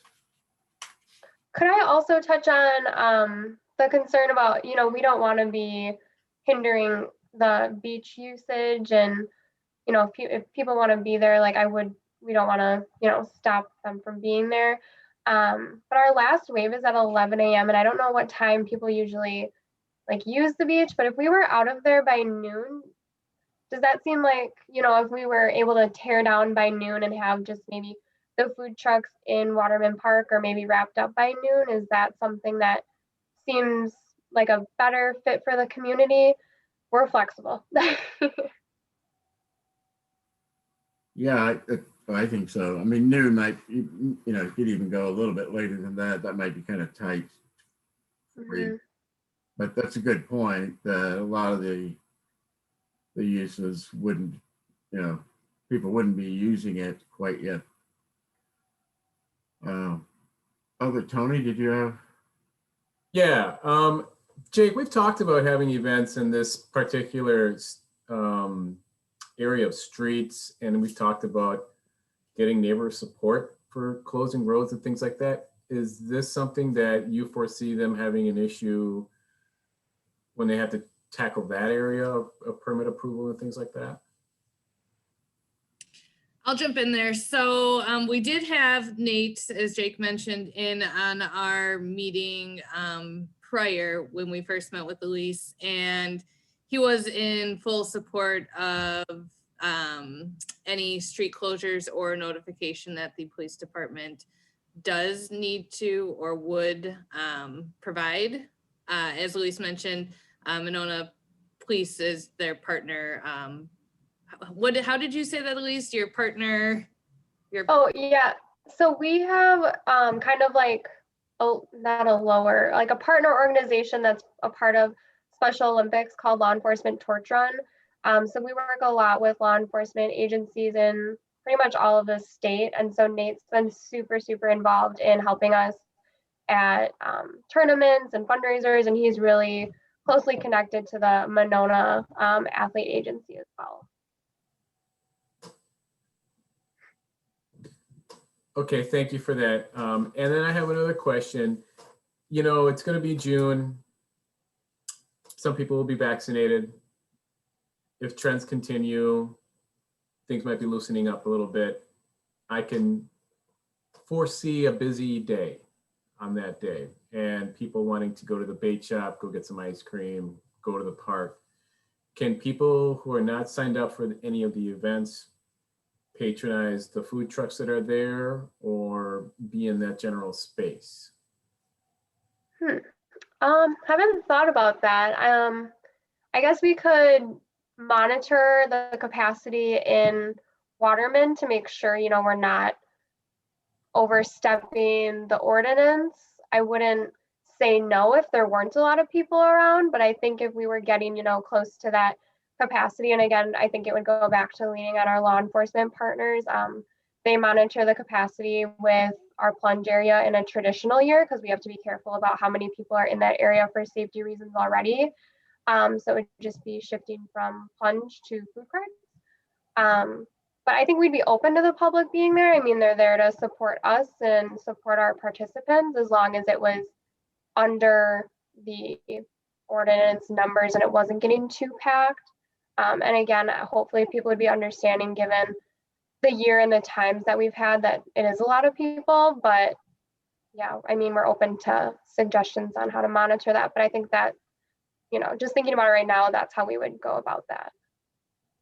Yeah, my thought is if we're gonna go ahead and approve this and this is gonna happen, like just do it properly with health and safety on the minds. You know, I'm thinking if you try to wrap this up too quickly, it might be forcing people to do things quickly and be in closer contact with each other. You know, things like that. If things are spread out a little bit more, you're allowing yourself literally a little bit more room to breathe for the event. So, you know, keeping the, you know, the safety conscience, you know, forward approach, I think is a healthy way to look at it, and to celebrate what we do. We have events here at Monona. I know the discussion turns to like, how many can we have? But we do have them. It is part of living in this neighborhood and in this city. And it's something that a lot of people really, quite honestly, like. My big holdup, again, is going to be some of the pushback from the neighbors that might feel obstructed in terms of parking or getting into their homes and so forth. But in terms of events, you know, I don't see any harm in promoting an event if it's done safely, particularly on the heels of a society that's ready to open up. And so I think that's one thing that you need to really be concerned about, is like, how can you adjust the numbers if in fact they go a little bit bigger, or you get the public that's going to come out and be a part of this. That's it. Thank you. Thank you. And I caught the tail end of the mountain bike discussion, which was really awesome and cool to see kids getting involved. And I heard someone mention like going around a neighborhood that was going to be impacted by that with like leaflets or like, you know, promoting like getting on a meeting or something. Could we do that, or would you recommend doing that for this area where the park is, to let them know that it's happening, or, you know, just to make sure everyone knows and are informed and okay with it, or just, you know, on the same page? Because we want to make sure it's safe and we want to make sure the community is happy about it. So anything we can do to make sure of that, we're happy to do. Yeah. And I think that's very important, at least, you know, to be able to get the communication out to people. You know, and I think one of the challenges is that we do have events at Schluter. We have a kind of beer garden there. And so there are people who are there for a couple hour period in the evening, but we have never had a really large event that would be taking over both parks. And you know, some of the conversation tonight about not having it exclusive, I think, is important. Parking on the street is a challenge, and my question is, have you looked at having some type of a shuttle service? So maybe people are parking at the high school, and then you would have a shuttle that would bring them to the park to reduce the traffic that would be in that area. We have not talked about a shuttle service. I think that's a great idea. I don't know if that would also depend on COVID restrictions, and I don't know if people are using shuttles right now. I guess I've seen some from like hotels. I guess it would just go back to having masks enforced on there and a lower capacity on those. I'm thinking that's how that would work, but that's a great idea. And we work a lot with that high school, or yeah, it's the high school right there, because they're really involved in Special Olympics too. Yeah, and yeah, I mean, obviously transit buses are running, including the shuttles, and I know put in sneeze screens and sanitation provisions, and my understanding is that the Madison Metro buses, I've heard from their director, are cleaner now than they've ever been. So anyway, one last concern or question, I guess, is because you're talking about Waterman and Schluter, there's going to be a fair amount of foot traffic back and forth, and how do we make sure that that's safe? And yeah, go ahead. Sorry. So the map that I made, the start and finish aren't the exact same spots. So there is kind of a walkway where you're not interfering with either. As people do line up for the start of the race, there would be some congestion there. So that would be one kind of issue we would have to work through. But again, hopefully with the 1 hour waves and considering a 5K, you know, it does get pretty spread out and people do finish quicker than others. I think it would be okay for that walkway. And And again, leaning on law enforcement to help with that as well. Yeah, okay. All right, so what staff, do you have a recommendation? Tom, did you? Just a quick, I'm not sure, at least we answered your original question. Can you put something like I was the one that mentioned the leaflet thing with the mountain biking. Can you put something in the immediate area to let people know this event's going to happen? Yes. Okay. I'm a social worker. I'm not like a lawyer. We do have a lawyer, but but you can't put in a mail, as you probably know, you can't put in a mailbox. Right. Today I had something, the Boy Scouts hanging in my door. And if you look, we're famous for our political signs all over that. So you can certainly put something in the door, and in the immediate area, that would probably make a lot of sense in terms of having to be successful for you and letting people know that, you know, we're having races at this time and you may see increased traffic. Just be aware of that. And that's just good business, I think. We do when we have polar plunge in a regular year. It's at Olin Park, and that's a popular place for people that like walk on the ice to ice fish. So we've like hung up signage there to let people know like the event's happening, and it's open to the fishermen. We still have to like keep a space for them to get on the ice. But I think with our signage and getting the word out, we actually haven't seen anyone get on the ice. We're not discouraging it, but with putting up the signs, it seems like people seem to know it's happening. So. And just for, I guess for other board members too, I've been involved in a lot of Special Olympics activities, and there's always more than adequate number of volunteers directing people, looking for areas where it might be dangerous to cross the street. I don't think I've ever been in an event where that has been a concern of mine. But that's a compliment to you too and your colleagues.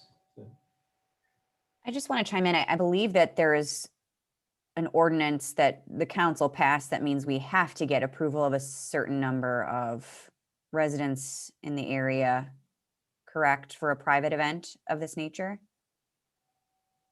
I thought it was like 50% plus one or something like that, that we. I don't recall that, Jake. I think I think what you're referring to, Is Alder it just the Groupie, block is party? Is the street closure, the difference between a block party and a street permit closure, which is part of the special event ordinance discussion, I think, unless we tackle that first. But that is certainly, if this is approved by this board, that is the number one question. Can the Monona Police Department, you know, do temporary street closures for this event to reroute, you know, traffic? Kelly put in the chat the Lake Monona bike loop, and certainly in condition of the permit, at least recommended by staff, would be proper notification of the neighborhood, including the business. There's two businesses there, one heavily dependent on summer traffic, and that any issues are addressed ahead of time, because I could see some potential negative exposure for the city and the department over loss of business or loss of use of the park for that time if not properly notified. But they also need time to plan this event.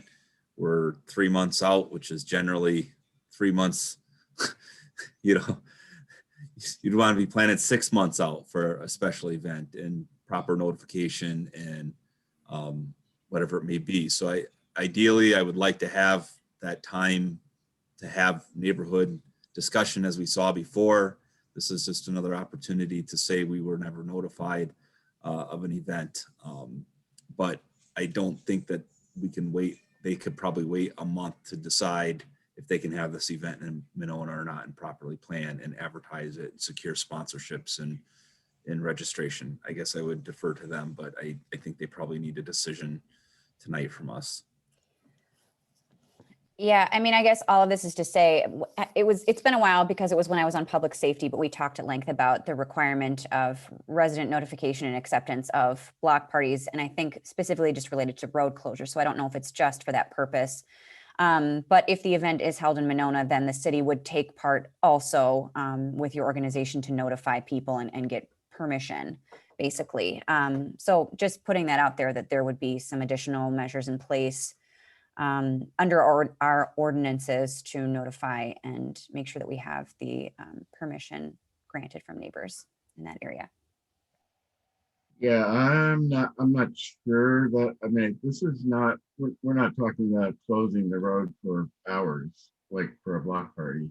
So I'm not sure that ordinance would apply. And I didn't think about it beforehand, so. Jeff? Elise, 3 months is a tight schedule to be planning an event where you might have 300 people coming. Is there flexibility? Could you look at doing something in August or September?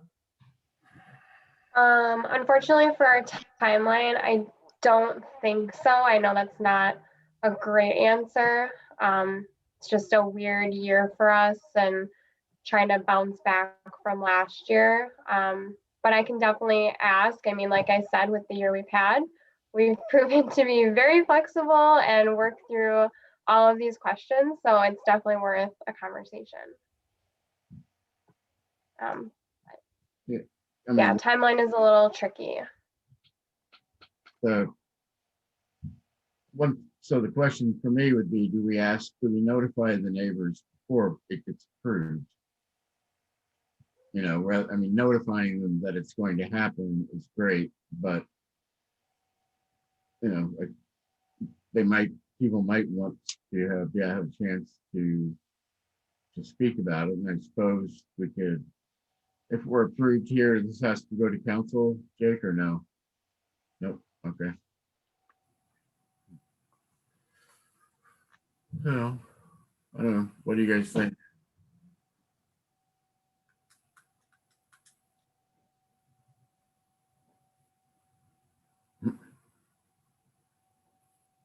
I guess I'm struggling with the notion of approving this tonight.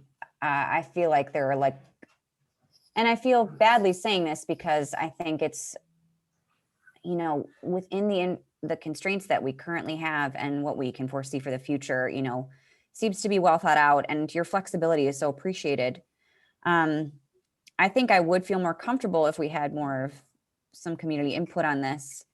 But as Jake mentioned, I'm not sure if that just opens the floodgates for more, necessary or unnecessary tweaks to the plan, whether or not they're essential to the operation or not. I guess I'm kind of just rambling here. We've been at it for a while, but I guess I would have a hard time saying that I would be comfortable with moving to approve this tonight without, nailing down or hammering down some additional information and answers to the questions that we've posed to the organization.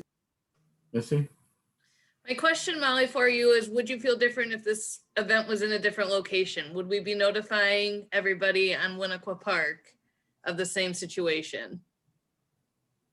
Again, no, I mean, I don't know in what capacity that would look like, but I think, again, I'm thinking specifically of the road closure of like a certain, if we are closing the road under the ordinance that public safety was developing last year, it's required. So again, I just don't know the parameters of how long the road would need to be closed and things like that. I don't know. Excuse me. We do have other special events, National Night Out in, particular, that we close all of Healy down. So there's complete access for people's driveways that don't have the ability to park. So that's just my question is, is it just because it's this location? Because we do have other road closures within other events that are currently taking place. Would this, is this proposed to be a road closure from 8 o'clock till when you get done the 11 o'clock run? Or would it be, when I've in the past, remember, you see the races go through town of different kinds. And, once the runners go by or there's a gap, you can still use the road. So I don't know if you're talking about a total closure for that time.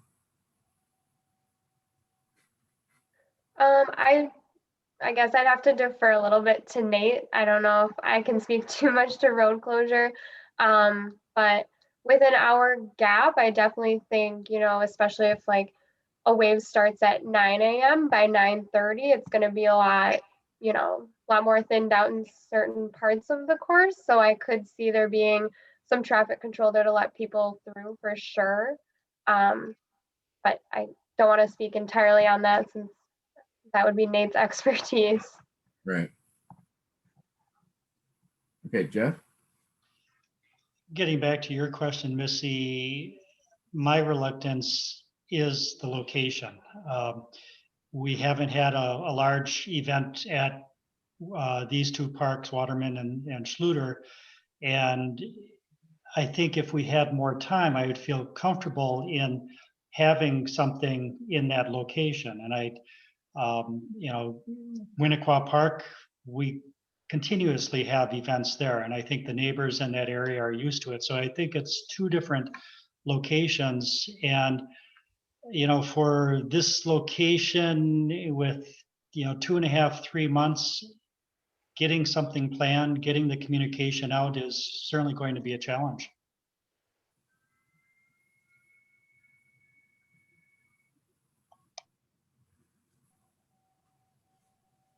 So Tony, go ahead. It's a relatively short event. It's done by, for the race concludes at 12. The first one starts at 8. And it seems to me that, you've mentioned that the police are really going to be supporting you behind this, and they're going to be helping you enforce a big part of, the requirements to have this run. I kind of view that as out of our ballpark.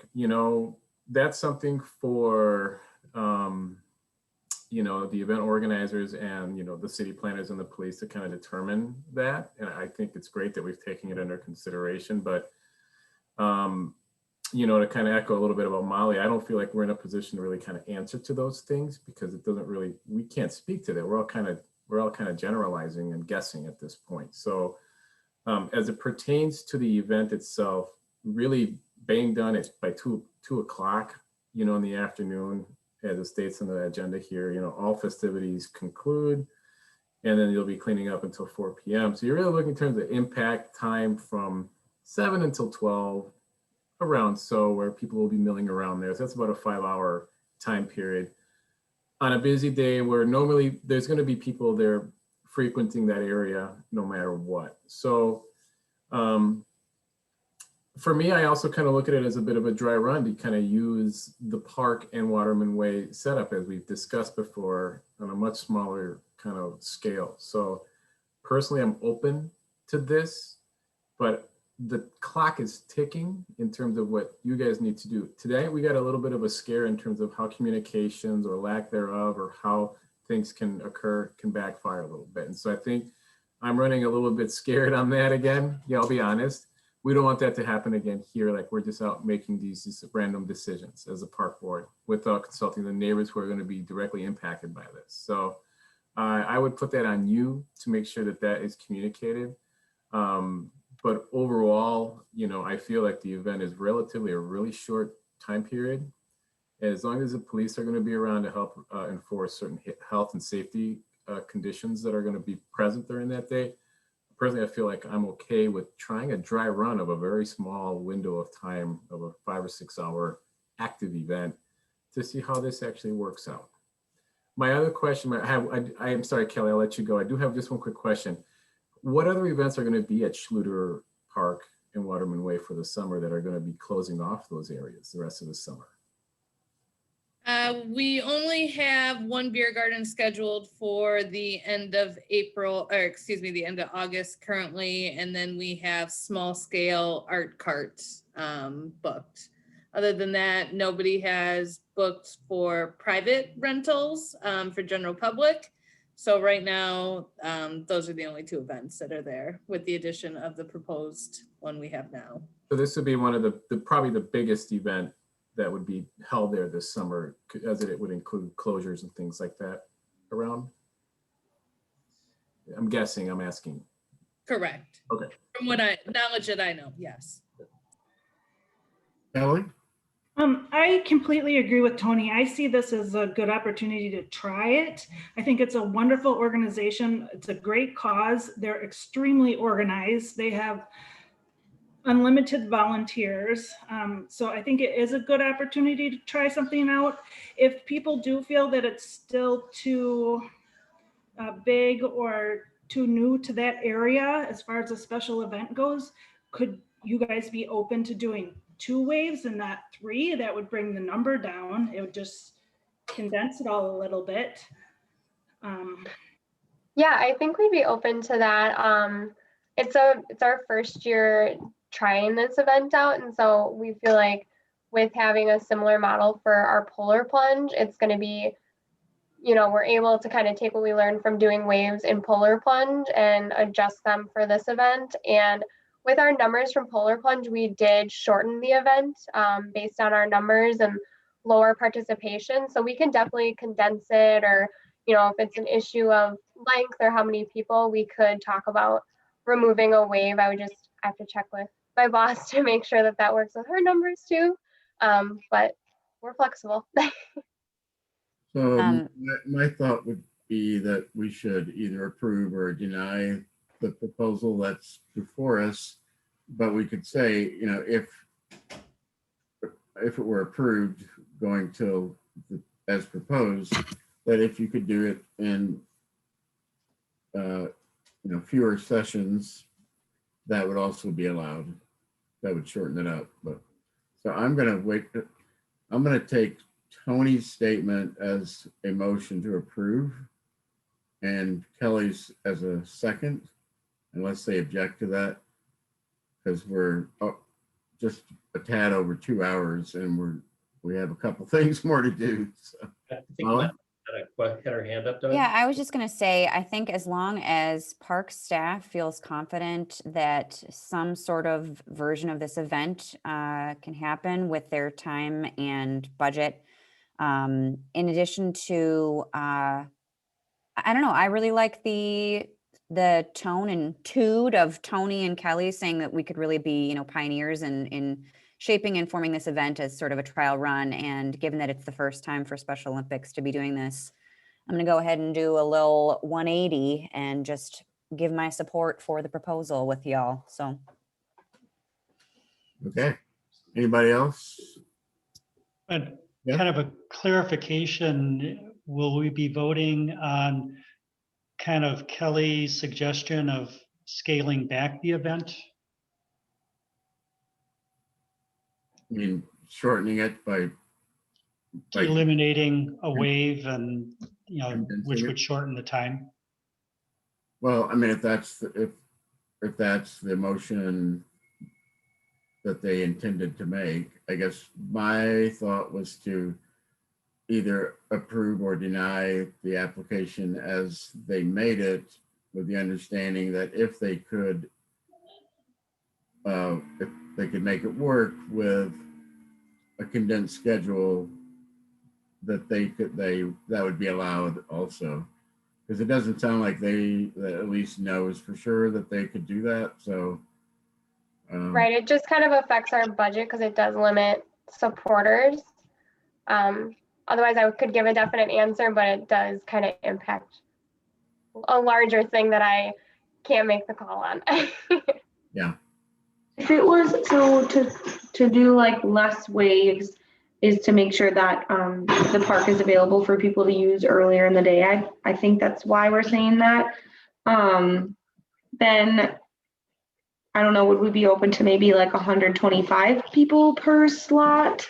That kind of counteracts like some of the COVID precautions, but it's still within the parameters. So I don't know what you guys think about that. Yeah, again, I guess my thought would be to vote on the proposal that the permit application that was made, and if you could, well, I don't know. Yeah, I guess if you could do it in fewer waves, that would be allowable. But that sort of depends. Then you would need to have more people there for each phase. So it's such a fluid situation with COVID that it's hard to know. But it sounds like this would be allowable under the most recent order. Can I do, I'm not sure what the process, but like a friendly amendment to approve the plan as written with the understanding that further discussion will occur about possible changes to the format in the form of reduced waves or increased participant caps for each wave? Sure. I mean, if Tony and Kelly are okay with that addendum. Okay, great. Oh, Jake? I would just ask that with that motion, it includes that proper notification of all the residents that would be affected by parking, with notification of city staff to have a pre-race, Zoom meeting where they can go over their concerns, and that they would be responsible for securing any permits for amplified sound, temporary structure, the food cart permits, and that the parking, if there were street closures, that they would be responsible for obtaining those permits as well. Right, okay. Tom? Just a comment, as a avid runner for my whole life and have done a lot of runs, there's no reason I believe that with these kind of numbers that you need street closures. They typically, I think Rachel would know this, with the Lake Monona run, use pylons and people to direct traffic, right? Am I correct? So they don't close streets. I mean, so I think we can take that off the table. My only concern about this is the same concern I've had for the last 13 months, is predicting what it's going to be like 2 or 3 months from now. And I think but I trust that if it's unsafe or there's CDC recommendations that I heard you guys say earlier, that you would pull the plug on it if the recommendation was that we can't do it. So I would approve it, but I would take street closures, have that as amendment, that there's no reason to do the street closure with a run when you're staggering people. And I'd Tom, also, we have to get street permits for use of Monona streets now. street permits is fine, but you're talking. Yeah, and there may be a street closure for start finish. Start finish lines typically have a portion of the street closed if you're going to start them in, The other thing I'd recommend to you guys as maybe an amendment to it would be to, the way they control numbers or staggered starts in a run are either through chips, which are expensive and kind of cumbersome. But the other way that I think would be easy to do in this case is to have people self-seed, to say you're gonna do a 5K and the fastest runners, either get times or say the fastest runners here, pace yourself so that you're not stumbling over each other. Let's try and give each other space. And I think most runners will do that. Mm-hmm. And we are working with race day events. I just had a conversation with them today to help with the timing and kind of that start finish line management. So, and Monona, Madison area, pretty familiar with community run and fast people in the front, and they go to the front. Okay. Then don't see any other discussion. So all those in favor of the motion approving the permit with the provisos, did say aye. Aye. Aye. Any opposed? Oh, any opposed? Pat, did you want to speak? Oh, okay, good. I see. All right, motion carried. So great. Thank you so much for your time tonight. You bet. Thank you. Thank you. Thank you both very much. Thank you very much. Elise will be in follow-up after the meeting later this week to secure some more of the details. Okay, sounds great. Thank you. Yeah. Thanks. Have a good night, everyone. Good night.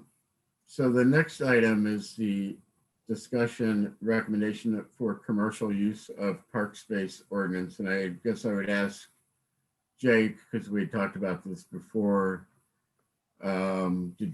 is this something that could be deferred, or reading through it, I think it's pretty straightforward and I don't know, I guess if there's not much discussion.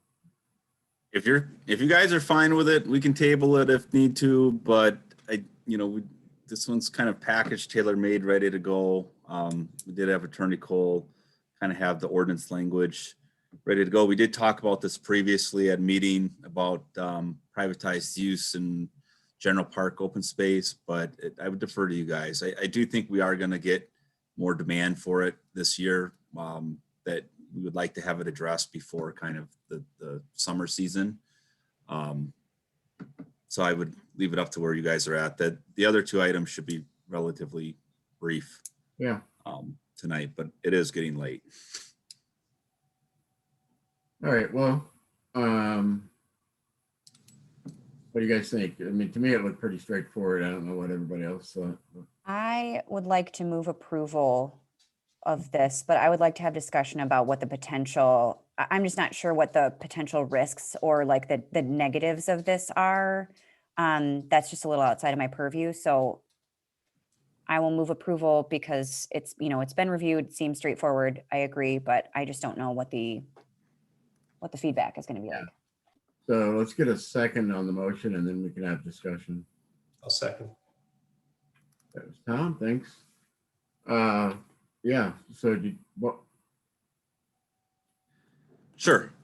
So basically what this allows us is to permit privatized use, exercise classes, demonstrations in a park setting, but we control the location and they have to pay for that permit. So what we had last year was a yoga studio promoting yoga classes at Wildhaven Park, Schluter Beach. We had multiple requests to run privatized exercise classes at Grand Crossing Park.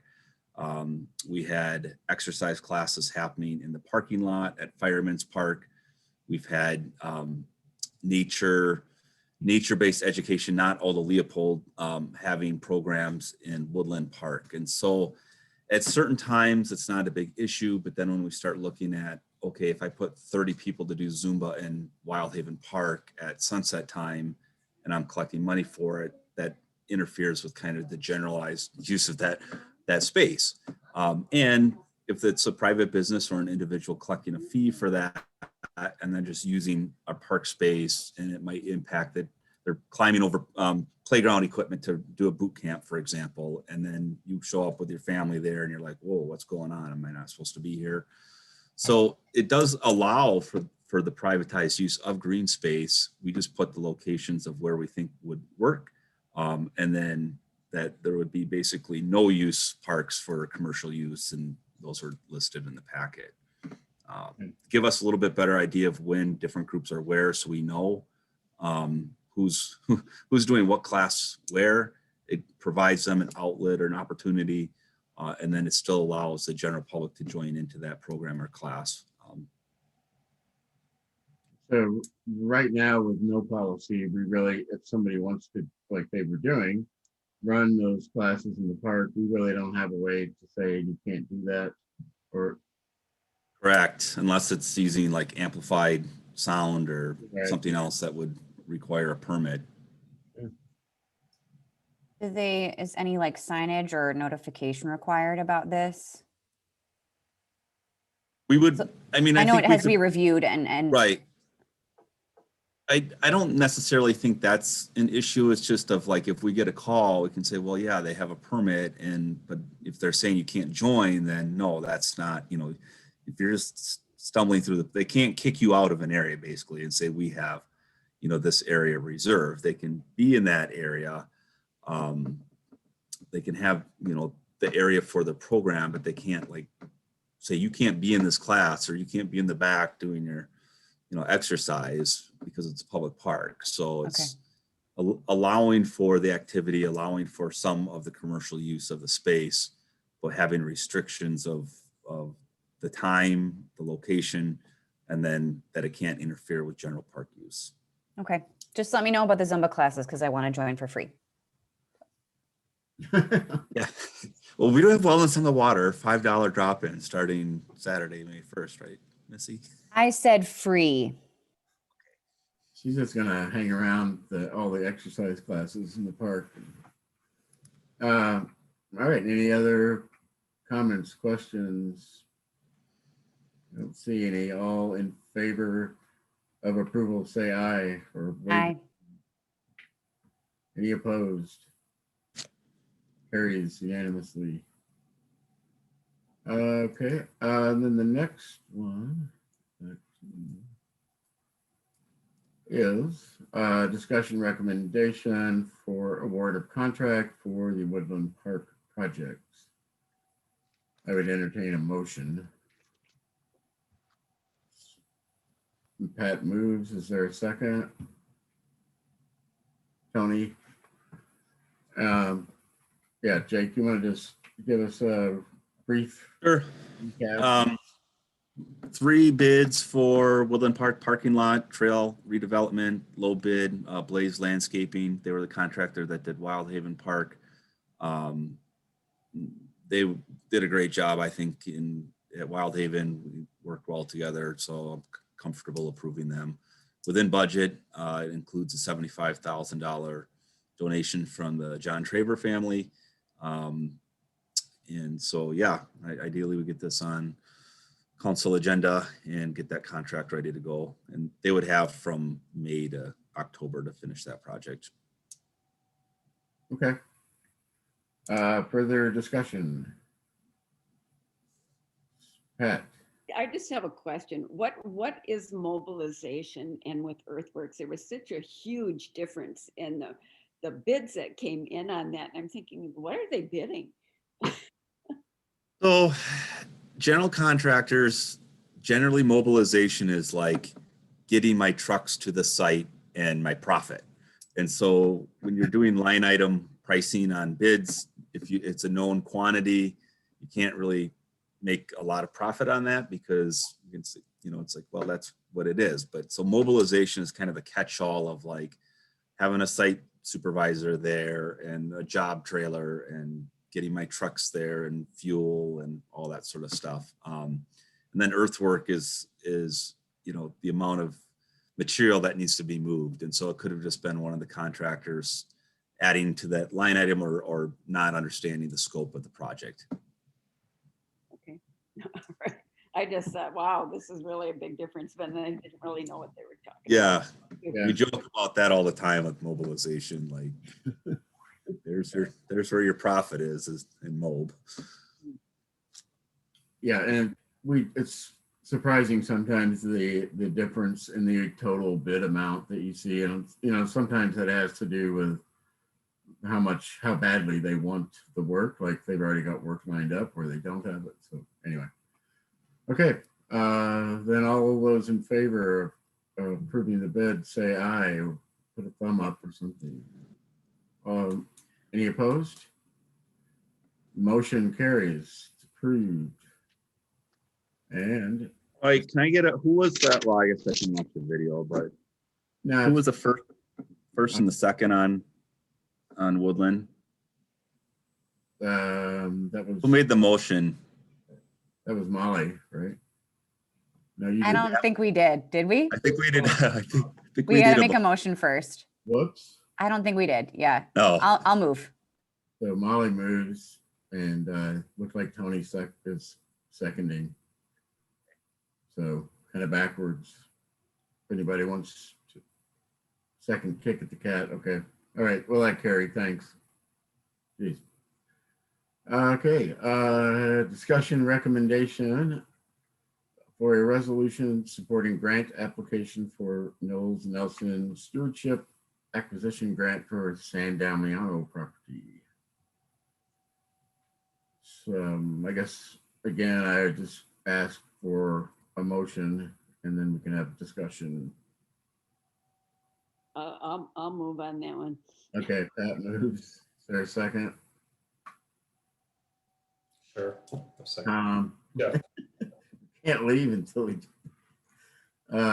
Okay, so Jake, this seems really straightforward. Very straightforward, but last time we supported the reauthorization of the entire program. This time we're asking the council to support a resolution to apply for a stewardship grant for acquisition reimbursement of the purchase of San Damiano.